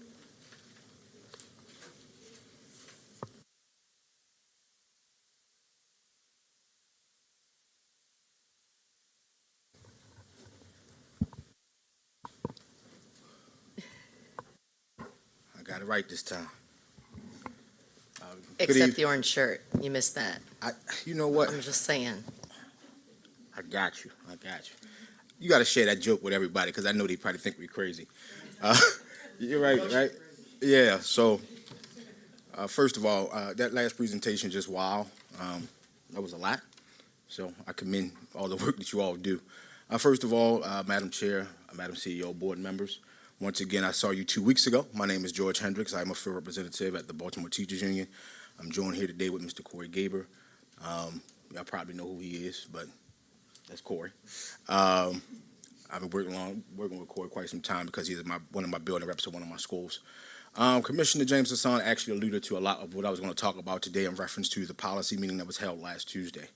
The surprise of having the unannounced formal observation for teachers. My phone has been blowing up. I actually ran into a few people over the 3-day weekend that I had, and that was a concern that teachers brought to my attention about the unannounced. And when we were presented with that information, it said that that's what other LEAs do. I just want to make note that we are not other LEAs. We are city schools. We're Baltimore City. We are unique in everything that we do. We are great at the things that we do. So moving forward, we have some challenges that I'm quite sure that the board as well as BTU will continue to work to fix. We need to fix our certified teachers that we recruit and that we retain. That's one of the big reasons or the big issues that teachers have, because we have a lot of teachers that are actually teaching outside our area certification. That's a big concern of theirs. You're just coming in to observe me, and I haven't been teaching this thing. I'm not certified to teach this thing, but I understand there's a need that you have in your school, so teachers are placed in there. So Dr. Hassan actually said a lot. I hope that you all will come to that policy meeting. That is a very big, heavy topic right now with the staff members, with the teachers of BTU. And I will not be before you long because I was just here 2 weeks ago. And I like talking, but it's late. Corey? My name's Corey Gaber. I'm a 6th grade literacy teacher and also a elementary vice president on the teacher chapter side of the executive board of the Baltimore Teachers Union. And I wanted to speak today because I listened to the video of the policy meeting that happened that George was just alluding to. And Commissioner Hassan extended an olive branch saying, we're interested and excited to have a relationship with the Baltimore Teachers Union where there is good work that needs to be done that we can partner on. We want to know how we can further that relationship and further that work. And I really took that seriously and appreciated that. And I was thinking about what would that take? Could that work look like? And I thought about my classroom. I have 6 habits of scholarship on the wall. One of the habits of scholarship is integrity. And we define integrity as I do what I say I'm going to do. If I'm not able to do what I say I'm going to do, I quickly reach out to communicate, to take ownership and to set a new commitment for when I can get done what I said I was going to get done before. And also that I do the right thing even when nobody is looking. And to me, that integrity feels like the heart of a productive relationship between any human beings. And so to me, what's it going to take for increasing that good work we can do together? It starts with integrity. And so we've had a couple great experiences recently with Mr. Grant Skinner, Daniel Heller, where we've had partnerships with the district, teachers working together, and we felt like when folks said they were going to do something, they did it. They put resources, manpower, time behind what they said they were going to do. When there's communications, there was prompt and full responses, and that was lovely. And those are the types of things where we say, yes, we are excited and delighted to work with those folks because of the relationships that have been built. And we've also had things on the opposite end of the spectrum where we've had partnerships where people have said they're going to do something, have not followed through on their word, have not responded to communications until after repeated efforts. We've had to reach up and up to say, listen, please, we're not getting any response here. When are we going to get a response to these questions? And those sorts of interactions make you think there's not integrity here, there's not a good faith relationship, and those are places where we're not interested in working further. And so the things that I'd say is, as we look towards building this relationship, is integrity and accountability going both ways. If we say we're going to do something, we're asking that you follow through on that end. And that means also not, good faith means not misrepresenting teacher input. So if we had a building rep meeting where folks said, listen, we talked to you about what evaluation could look like, and there was not a mention of formal, unannounced observations, which the teachers were unanimously against, of course, but to then have a slide up there saying, listen, we had all these input from people, and also this is one of the biggest change we're asking for. There's a clear place where people are going to infer that that was talked about and gotten community input, and that wasn't the case. So that's misleading, and that's the types of things that make you think there isn't good faith and isn't integrity. And we hope that there can be accountability when those things happen that can fix that on that side, and invite the accountability coming back on our end, where if we say we're going to do something, and we don't follow through, that you hold us accountable the same way. And so those are just some of my initial thoughts on, as we're working together, that being the basis, considering that there's a history of often hurt and distrust sometimes. Thank you very much. Very helpful. Okay, we're good. Thanks. Thank you. We're now going to have general public comment. I've been getting some pretty consistent feedback that I'm a little too lenient on the time, so I'm not trying to be rude, but the public comment is 3 minutes per sign up. So even when you have a teammate, I'm looking at you, Allison and Maggie, Margaret. Even when you have a teammate, it's still 3 minutes. So I'm going to be consistent with that tonight and going forward. So our first guests are Allison Schechter and Margaret Williams.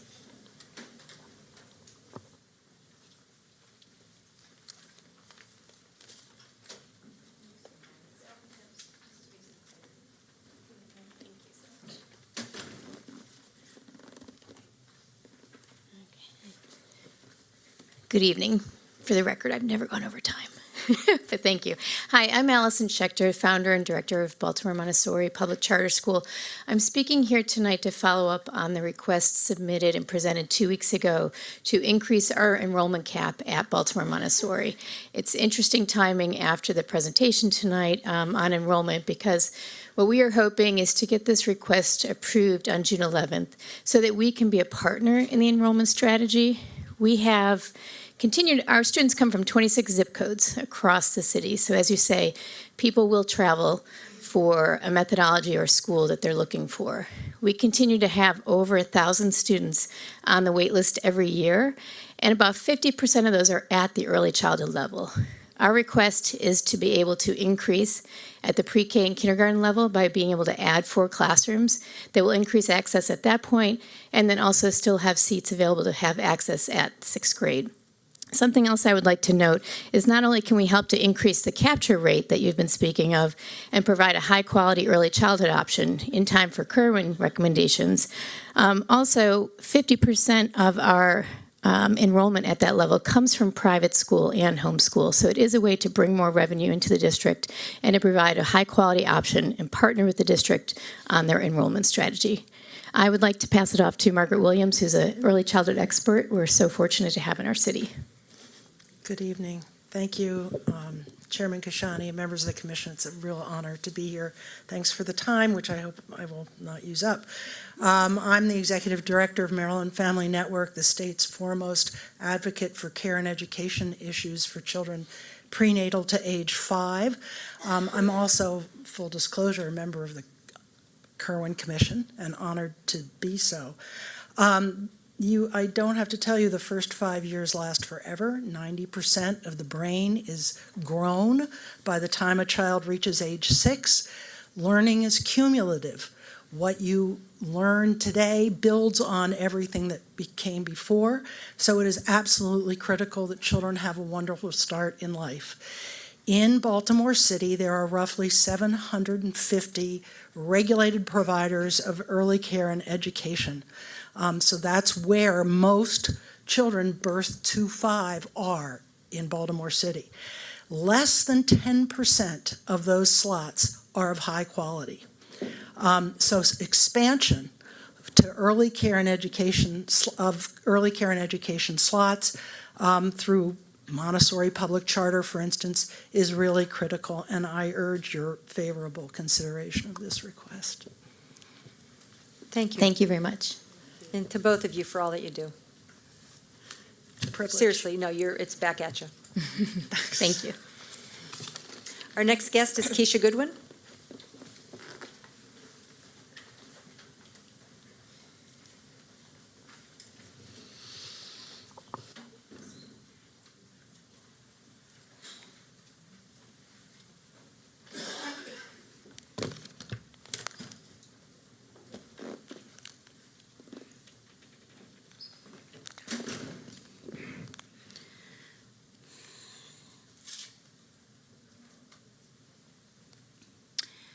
Hello, CEO, Chair, and Board Commissioners.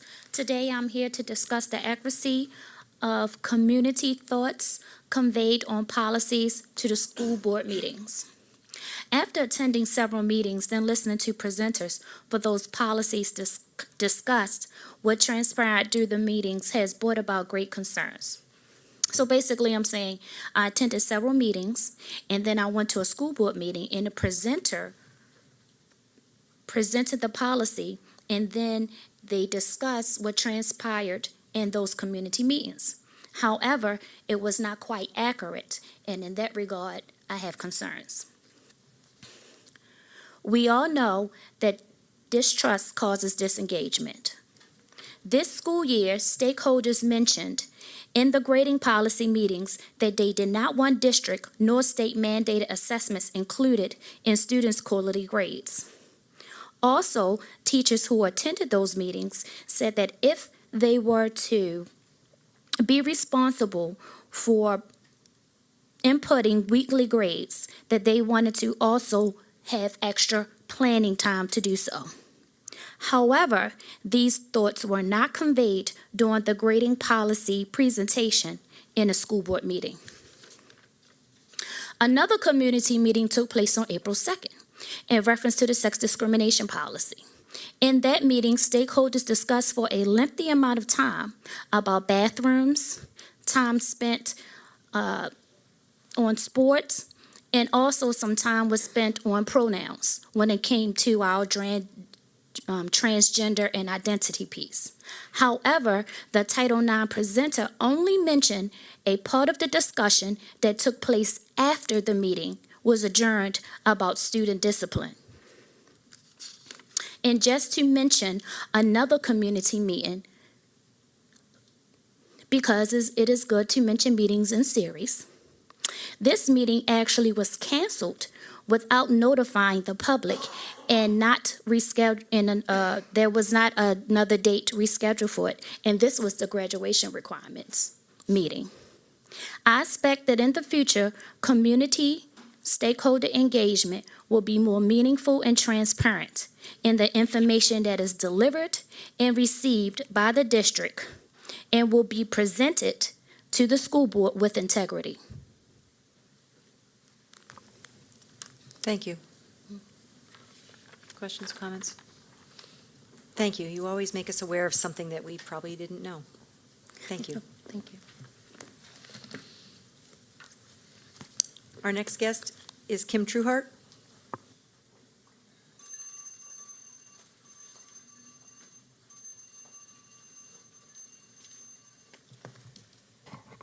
Good evening. 3 minutes is not enough. Okay, thank you for taking my letter or my concerns seriously and addressing them later. It is outrageous that this city, majority black, has black elected officials who don't seem to love black children. And I'm tired of it, okay? The city school contribution from Baltimore city government is flat. $278 million last year, and they're proposing $278 again this year. Tomorrow night is taxpayer night. Baltimore, y'all hear me? Tomorrow night, 5 o'clock, City Hall is taxpayer night. Show up. You cannot tell me that the funding should be flat to our schools. Our children need help. I appreciate what you ladies and gentlemen are doing tomorrow morning at 10 o'clock, is it? 10:30. But 6 young people were introduced to the prison, the school to prison pipeline Saturday night. What are we going to do for them?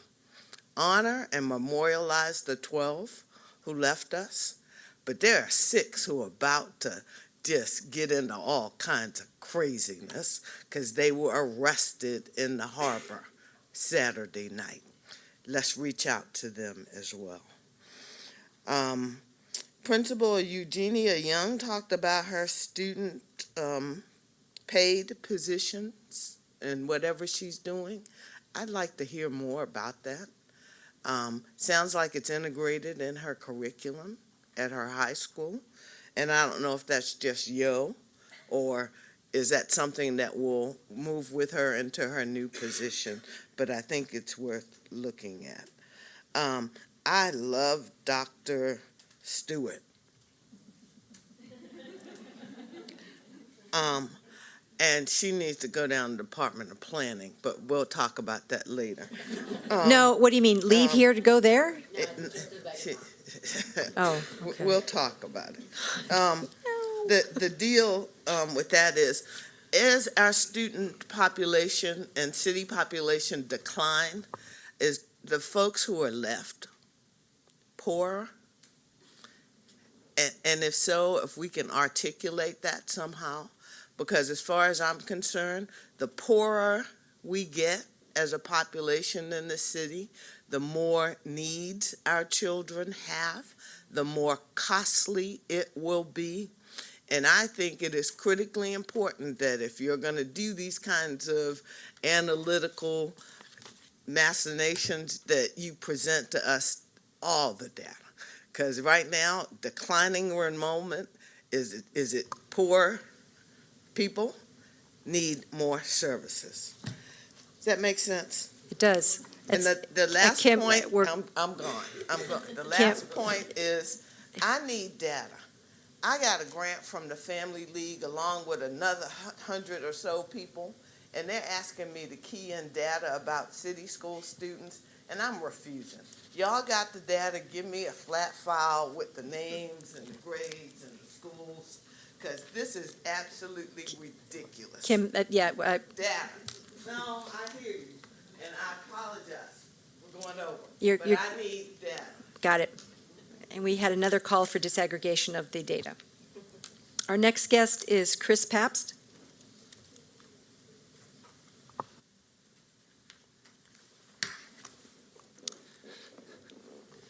Good evening, Dr. Santelises and Chair Kashani. My name is Chris Pabst with Fox 45. I came here tonight because I felt like I didn't have any other choice. We've been trying to get an interview with you for the past year and a half to talk about the recent public records lawsuit between Fox 45 and Baltimore City Public Schools. We believe that we have a series of questions that taxpayers deserve to have answers to, and I felt that this was the only place that I could come to get in front of you two, because I've been trying to for the past year and a half, and you have declined all of our requests. So I have some questions that I would just like to run through and hopefully get some answers from you, because we feel the taxpayers deserve to have answers to these questions. In the recent court ruling, Judge Jeannie Hong said that city schools willfully and knowingly violated the law by not releasing the public documents that we requested. I believe taxpayers have a right to know who made that decision to violate the law, according to the judge. Has that person or have those people been held accountable?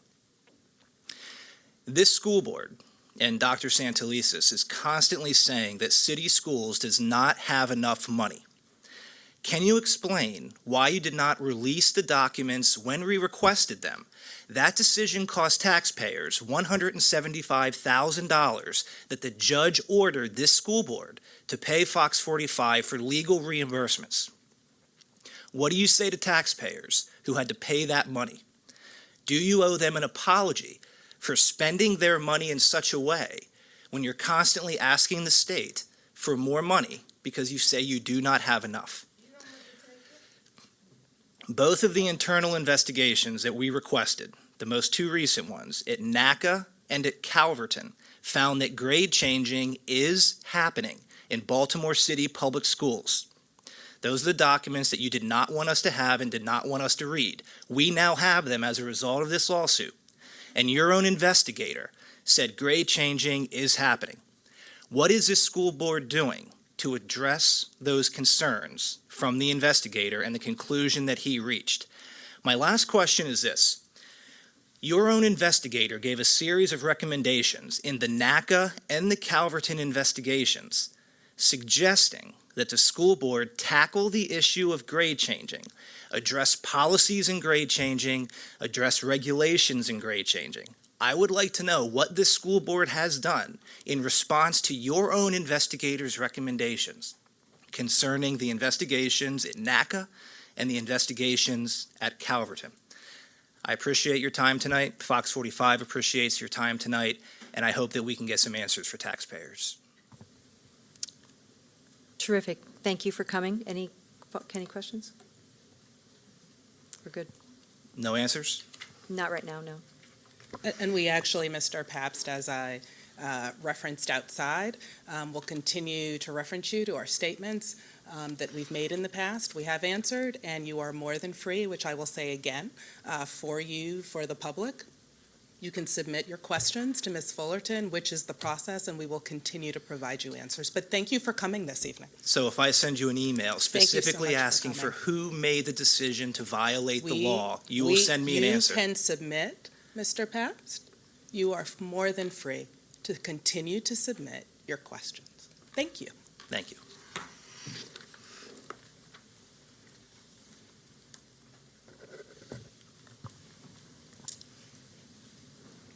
Our final guest this evening is Sekou Kasimo.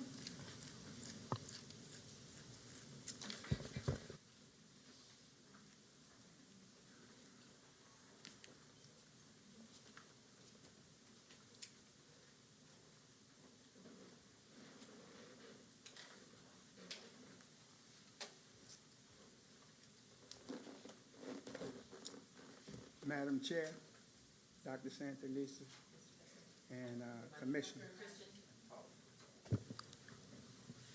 Madam Chair, Dr. Santalisa, and Commissioners. The word black is an adjective, a descriptive word that tells you what you look like but not who you are. The proper name of a people should always reflect land, history, and culture. In order for our children to learn, they have to be under control. Right now, they're out of control. They don't know who they are, where they are, and what their historic duties and responsibilities are. They have to be made aware of that. It's amazing that there are a lot of educators with degrees who don't understand the importance of culture and the ethnic identity that flows therefrom. At Douglas High School, these children are angry. They are angry about social injustice, economic injustice. It's going to take folk who have experienced that type of injustice to help them want to learn. No pedagogy will work if the children have no interest in learning. Once they are given an interest, you're not going to stop them from learning. I experienced that personally. I got my first introduction to African culture at Douglas High School in 1964. A very brave geography teacher named Miss Davis showed us herself standing on the equator in Africa. And we were very impressed. But it wasn't continued. We have a problem with security at the school. There are 70 cameras, 26 of them are broke inside the building. The children know, put the camera to the test, act out in front of the camera. If there are no consequences, you know that camera don't work. It didn't take them long to figure it out. We have 4 cameras outside the building that don't work. Between the cell phones, these broken cameras, the school is out of control. No learning is going to take place until we get them under control. So between now and September, I'm hoping that this board is going to put things in place to deal with the problem of the cell phones and the broken security cameras. Thank you. Thank you, Mr. Cosmo. And thank you for your presence at Frederick Douglass.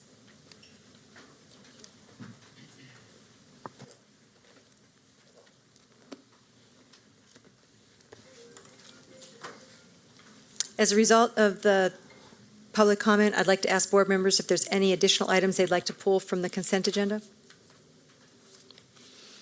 With that, I'd like to have a motion to approve the items that we agreed would go by consent. Items 8.01, 2, and 3, item 11.01, and item 13.01. Do I have a motion? Moved by Commissioner Richardson, second by Commissioner Frank. All in favor? Commissioner McFadden, Hassan, Bondima, Chinia, Kashani, Reed, Frank, Berkeley, Richardson. Motion passes 9-0.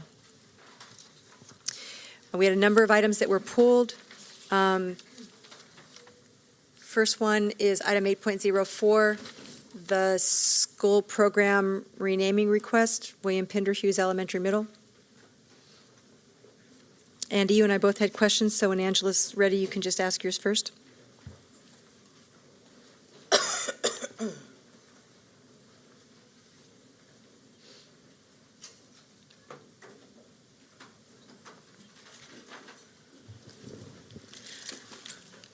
Good evening, Board of School Commissioners. I'm Angela Alvarez. I'm the Executive Director of the Office of New Initiatives. And I'm Lindsay Anderson. I'm a specialist in the Office of New Initiatives.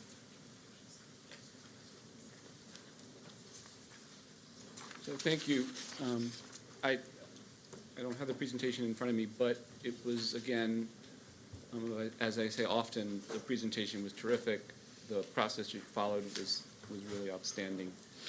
The community engagement process, I thought, and the surveys. My only question is one of the term academy. I could be wrong, but it's a term that I think in Baltimore is associated with charters and not traditional schools. And I wondered whether there was anything in Comar. Does the term academy have any legal significance? Again, I could be wrong about this with traditional schools, but applying it to a traditional school, there's nothing that would prevent that from happening by Comar or any other regulation. So I'm gonna let Lindsay answer that question. So there's 32 schools in Baltimore City that have academy in the name of the school. There are traditional schools and charter schools. Right. Okay. Stuart Hill Academic Academy is one of them. Renaissance Academy, New Era Academy are all traditional schools. Very good. That's what I didn't know. Thanks. If you could just remind me a little bit about the process. When I looked at this, I remember that for one of the 21st Century School, we also had school and community votes, and in that case, we also, there was a heavy deference to the student vote, which I can sort of get intellectually, but if you could just help me understand this a little bit, because the votes here were a little more closer than I'm used to seeing. Yeah. For some of the options. Yeah, so one of the things that's really important for us is that we're creating a clean slate for these school communities, that they see themselves as one. And so we used that planning committee that we had engaged with early on around helping us develop the recommendation for where the school will be located, which building. It's also helping us with the academic planning to kind of lead and engage the work. So I'm going to turn it to Lindsay to kind of talk more thoroughly about how we did that and why the committee felt strongly that student voice needed to be the lever in this particular case. Right, so as Angela said, the planning committee that we've been working with for a year and a half really felt strongly about doing this process now so that students from both schools could start the school year on kind of equal footing, not Gilmore students and Pinderhughes students, but one school community. And they helped us through this process. So since we came to you last time in April, we've had several opportunities for the community to come out and learn about the renaming process and the options. We had students in every single class in both schools vote. And then we had a voting window where parents could come into the school office and vote in person or vote online. And then May 9th, we had our a transition committee meeting where we talked about the vote counts and finalized a recommendation that came from that community group. So members of that community group who helped us form this recommendation were the Witherspoon family, who have been with us throughout this process, the No Boundaries Coalition, Elder Amelia Harris from Newborn Holistic Ministries, and Clergy United to Transform Sandtown. We also had school leadership from both schools in support of the recommendation that came from the committee. And I think they wanted to go with the name that was most popular with the students because they feel strongly that they want this school identity to be something that students embrace and are excited about. So that committee was in favor of the student. Yeah, it was their recommendation. Okay, and they're the people that have been involved. Okay. Yep. I think I didn't read that correctly. Okay, thank you. Commissioner? So just to add, to help for clarification for anyone that's listening, there's another difference that's happened between this and the 21st Century School naming, and that's that we now have a naming policy around how to name schools. So that doesn't do to the vote total side by side, but if anybody's also making it, but we did it differently before. We didn't have a policy before on, or a procedure on how to do it. Yeah, it was less for me about the procedure and more about there was a heavy deference in that case too, because there was some questions out at Wildwood. I mean, so anyway, I was remembering a process point. Thank you. That actually answers my questions. May I have a motion to approve item 8.04? Moved by Commissioner Hassan, second by Commissioner Richardson. All in favor? Commissioners McFadden, Hassan, Bondima, Chinia, Kashani, Reed, Frank, Berkeley, Richardson. Motion passes 9-0. Thanks. Thank you. And just one more thing while we have members of the public.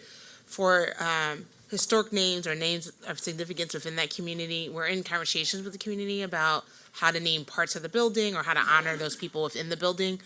So that's something we'll likely bringing to you in the future, but that is something we're cognizant of and working with that planning committee to decide how to do that best. Maybe an opportunity to acknowledge and recognize Miss Ennis Yes. in the school. Yes. Thank you. Sorry. Next item's 12.01, the software maintenance and support. Here they come. It's intimidating now. Here's the team.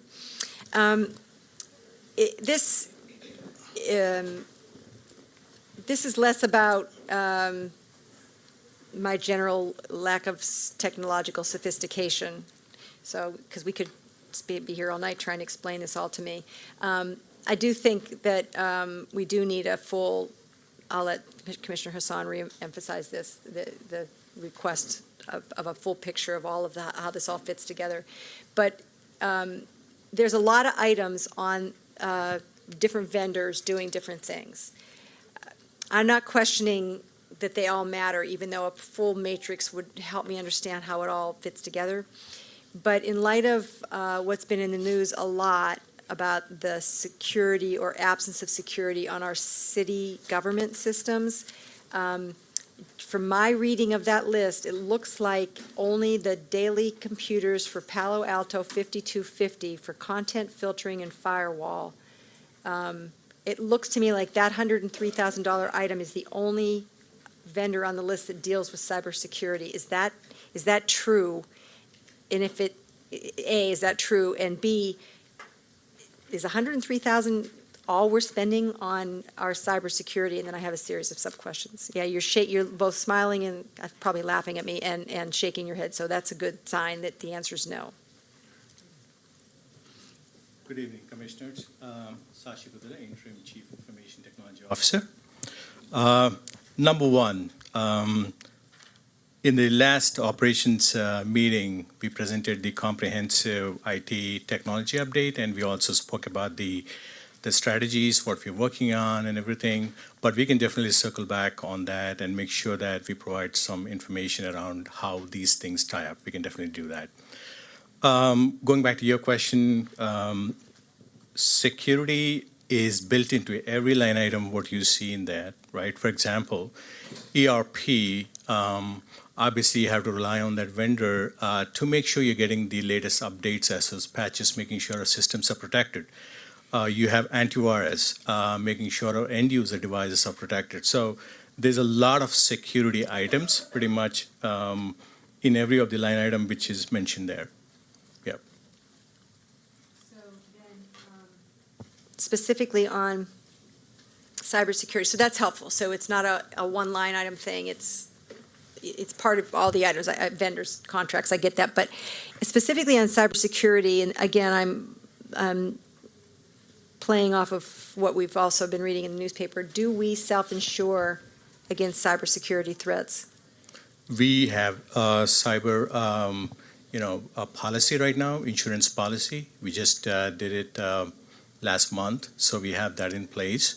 But again, over last 1 month, last 1 year, we have done significant things on the cybersecurity front, all the way from making sure all of our servers and systems are patched up and have the latest updates. That is a significant thing, because if you don't have your systems up to date, because technology is changing every second, every minute, right? You have to make sure your systems are patched up and you're protected. So that's something which we really work on to make sure that all our systems are protected. Now, what's happening with your city government, and obviously there's a lot of stuff happening.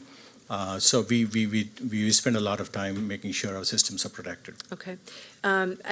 You might have just answered it, so maybe it's a terminology thing. What you just said, would you consider that a full assessment of our vulnerabilities when you said you've checked all the servers and machines and?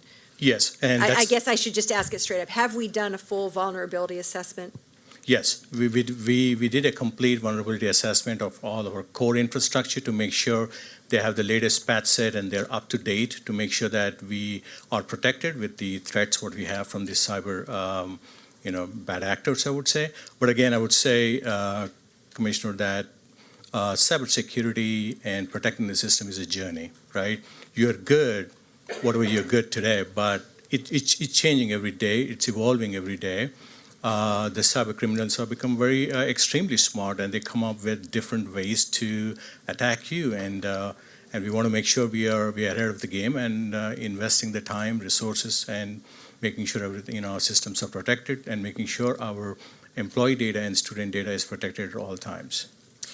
I think from your earlier answer, this might be difficult, so I certainly don't need a response now, but since we do spend more than $103,000 on cybersecurity, is there any way to provide the board with information about how much we do spend on security?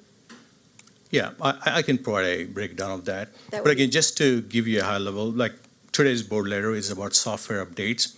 We rely on a lot of vendors, all the way from your student information system to your payroll system to your human capital system to your financial system to your ticketing system to your Microsoft Office and your email system, right?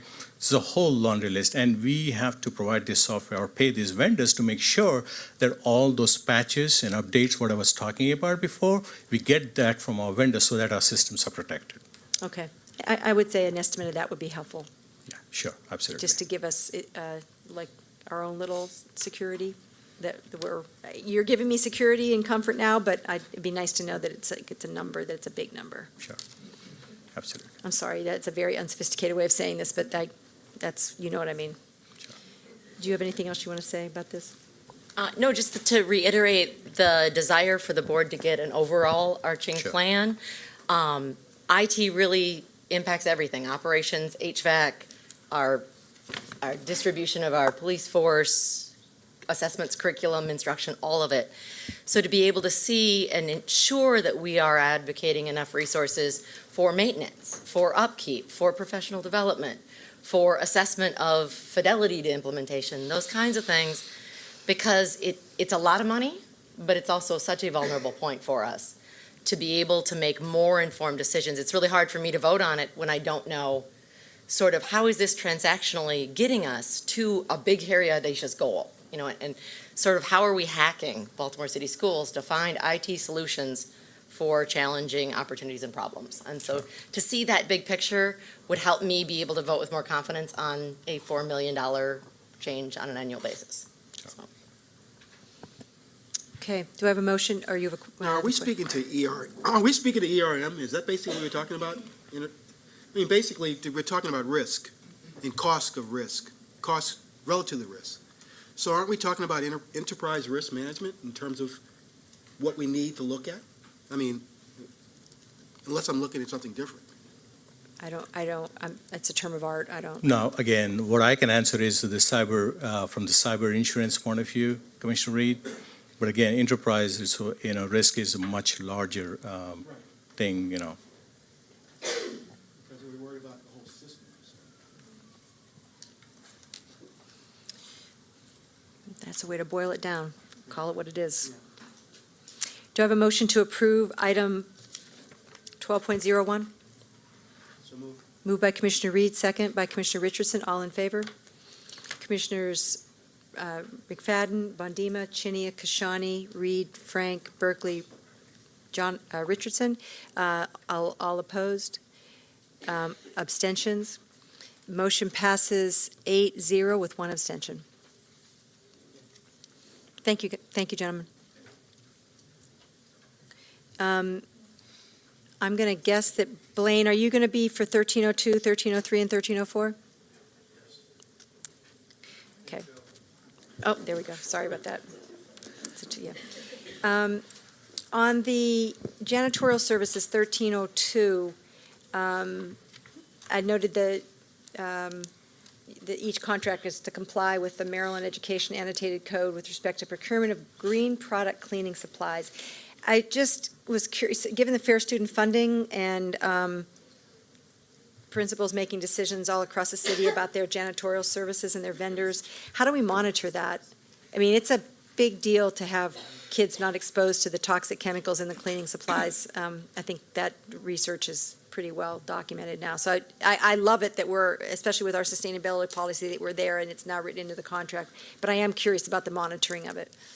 Well, in the beginning of the specification, we put a qualification in there to state that they have to use green products as well as meet with us prior to or after the award. All the vendors will meet with my liaison that we restructured in our team. We have one person by the name of Quinn Woods who will be a liaison between the principal and facility operations with regard to custodial specifications and commitment with regards to their cleanliness, the products use, and any other questions that they may have.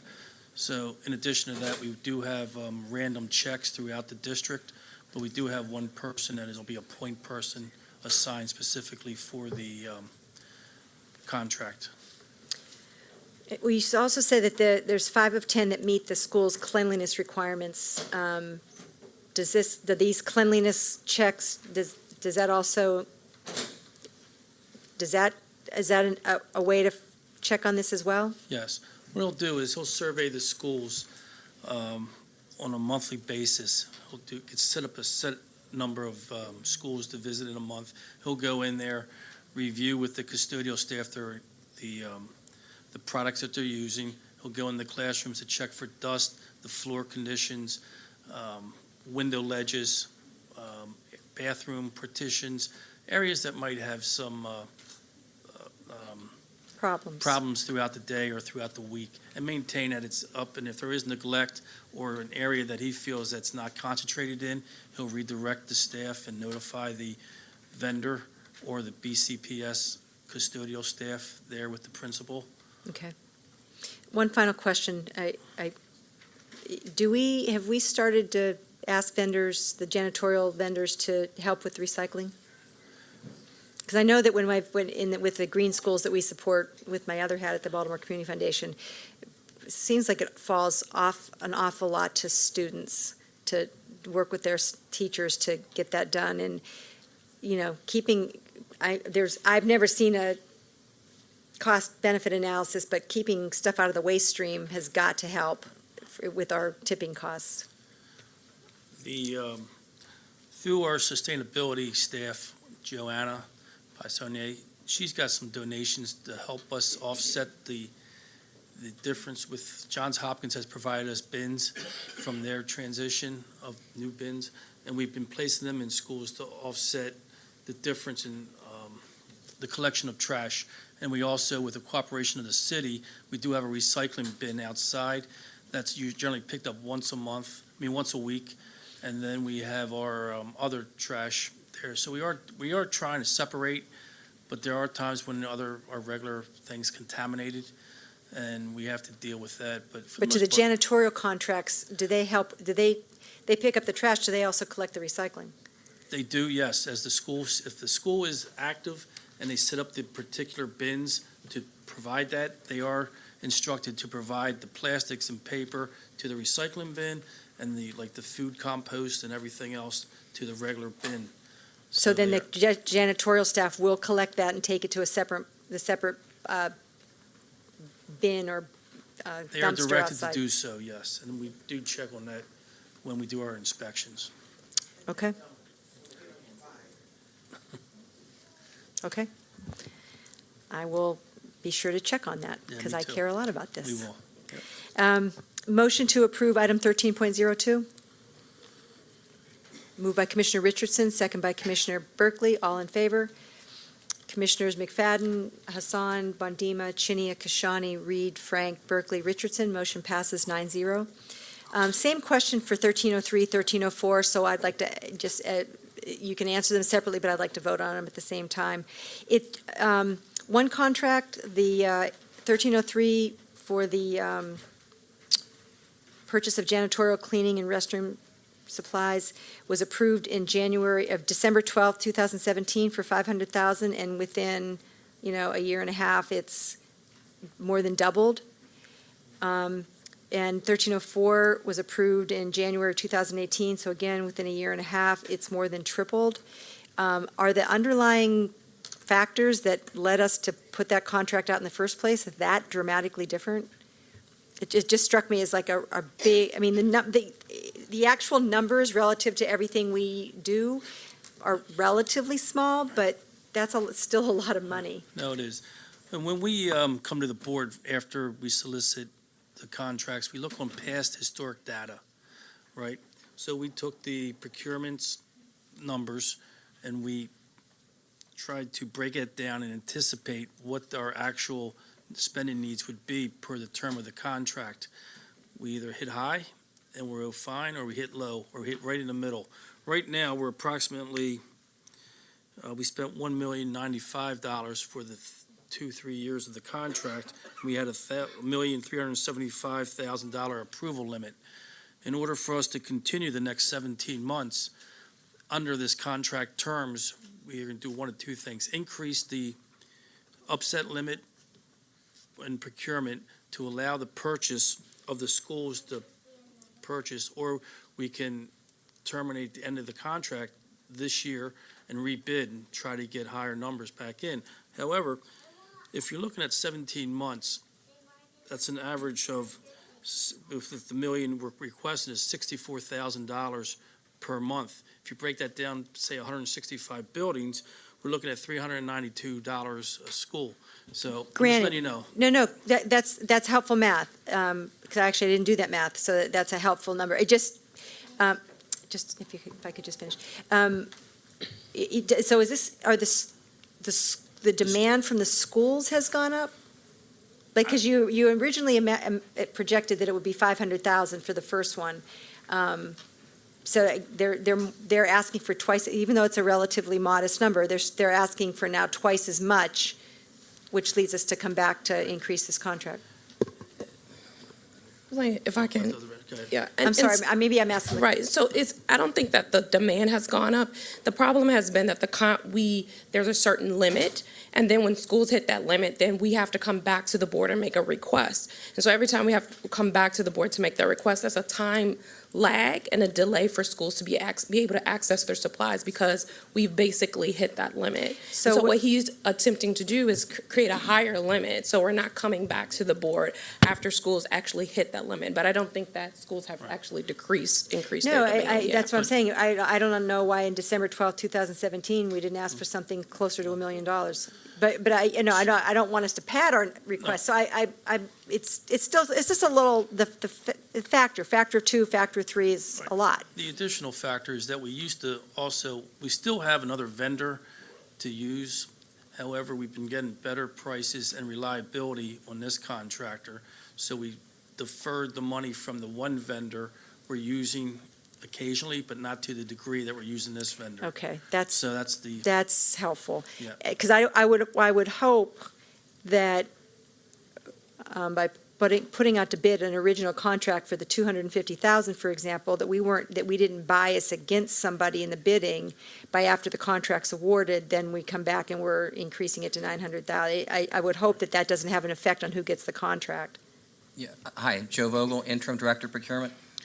Several years ago, we asked the board for approximately $3.2 million with some other vendors to buy these products. And over the past several years, Interline has stepped up and given us better prices. The ordering process is smoother, the delivery is smoother. So on that 3.2, we have not spent $1.1 million.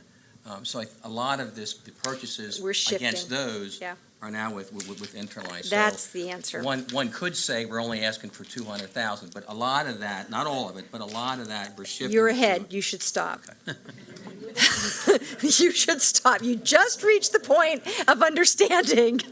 Commissioner Bondima also has a question. You probably answered my question already, but what I don't understand, and maybe you can explain to me, is when you are evaluating, and you've been in the business a long time, but when you are evaluating what you want to do and how you want to go about doing it, you always look at the future. You always look at the future, and you look at what if and the cost of the product, what it will be in the future, and you evaluate all this. So when you estimate how much you're going to be spending, you do that and you include that in there. And my understanding is back to the beginning, and I think you feel satisfied at this point, but I'm still not understanding when, in the beginning, you estimate the future cost of something, even after you look at all the other, where you're going to get the product.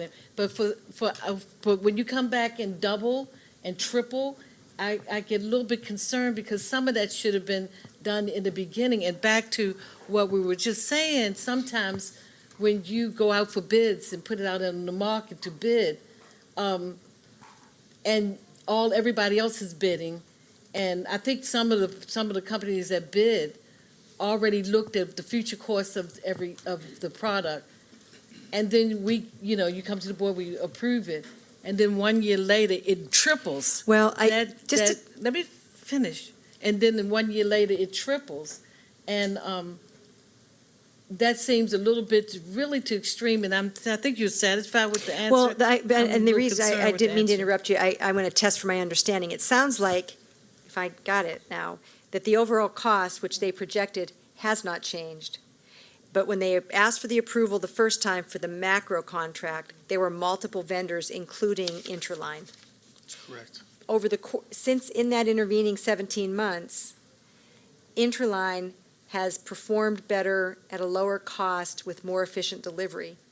So their portion of the contract is going up, and the other portions on the other vendors will likely go unspent. So in total, the amount that is spent will be the same, but we've shifted it from one vendor to another. So, right? Yes. Thank you. I couldn't have said any of that on the tech presentation, right? I think in the future, this could have been avoided by saying a little bit more on your write-up. Yep. Because we both had the same question, and we're sitting here thinking, well, dang, you missed the projection by a third, a half, whatever the math would be. And then the only thing that I want to add to it is what I always include in with my questions about just about everything that we talk about, especially when it comes to money. When you are presenting to the board, it would be nice if somewhere in the conversation, somewhere in the narrative, you can include the fact that there's a strong possibility that this should change.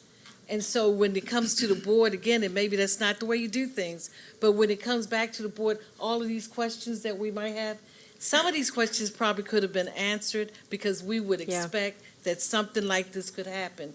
But when we put up one cost and we say, okay, this is what it's going to be, and then a year later we get a double, triple, then it sends a red flag up that we need more explanation of why. Yeah. And your answers are good, but it brings up questions about why, so.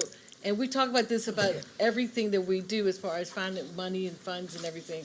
If you could put more into our narrative here where we don't have to spend time asking those kind of questions, if that's possible. As a layman, I'm not sure if that's possible, if that's done. But when you're talking to a board that's got to say yes, yes, yes, or no, no, no, it would be nice if you would add that in there, okay? Very helpful. Thank you. So, thank you, gentlemen. I'll take the vote, but I want to vote on 1303 and 1304 at the same time. Motion to approve items 1303 and 1304 for Interline brands. Moved by Commissioner Reed. Do I have a second?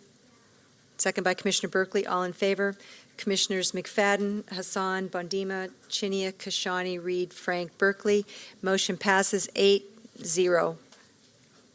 with one absent. Okay. I'm just going to highlight upcoming meetings. Thank you, gentlemen. Teaching and Learning is on June 4th at 3:30 in this room. PCAB is in June 6th at 6:30 in this room. The board will be in executive session on June 11th at 3 upstairs. The full board will be in public meeting on June 11th at 5 in this room. Operations will meet on June 18th at 10 here, and policy will meet on June 18th at 3:30 here. Anything else for the good of the whole for this portion of the meeting? Motion to adjourn the meeting. Moved by Commissioner Berkeley. She raised her hand real fast for that one. Do I have a second? Commissioner Hassan, all in favor? Commissioners McFadden, Hassan, Bondima, Kashani, Reed, Frank, Berkeley. Motion passes 7-0 with 2 absent.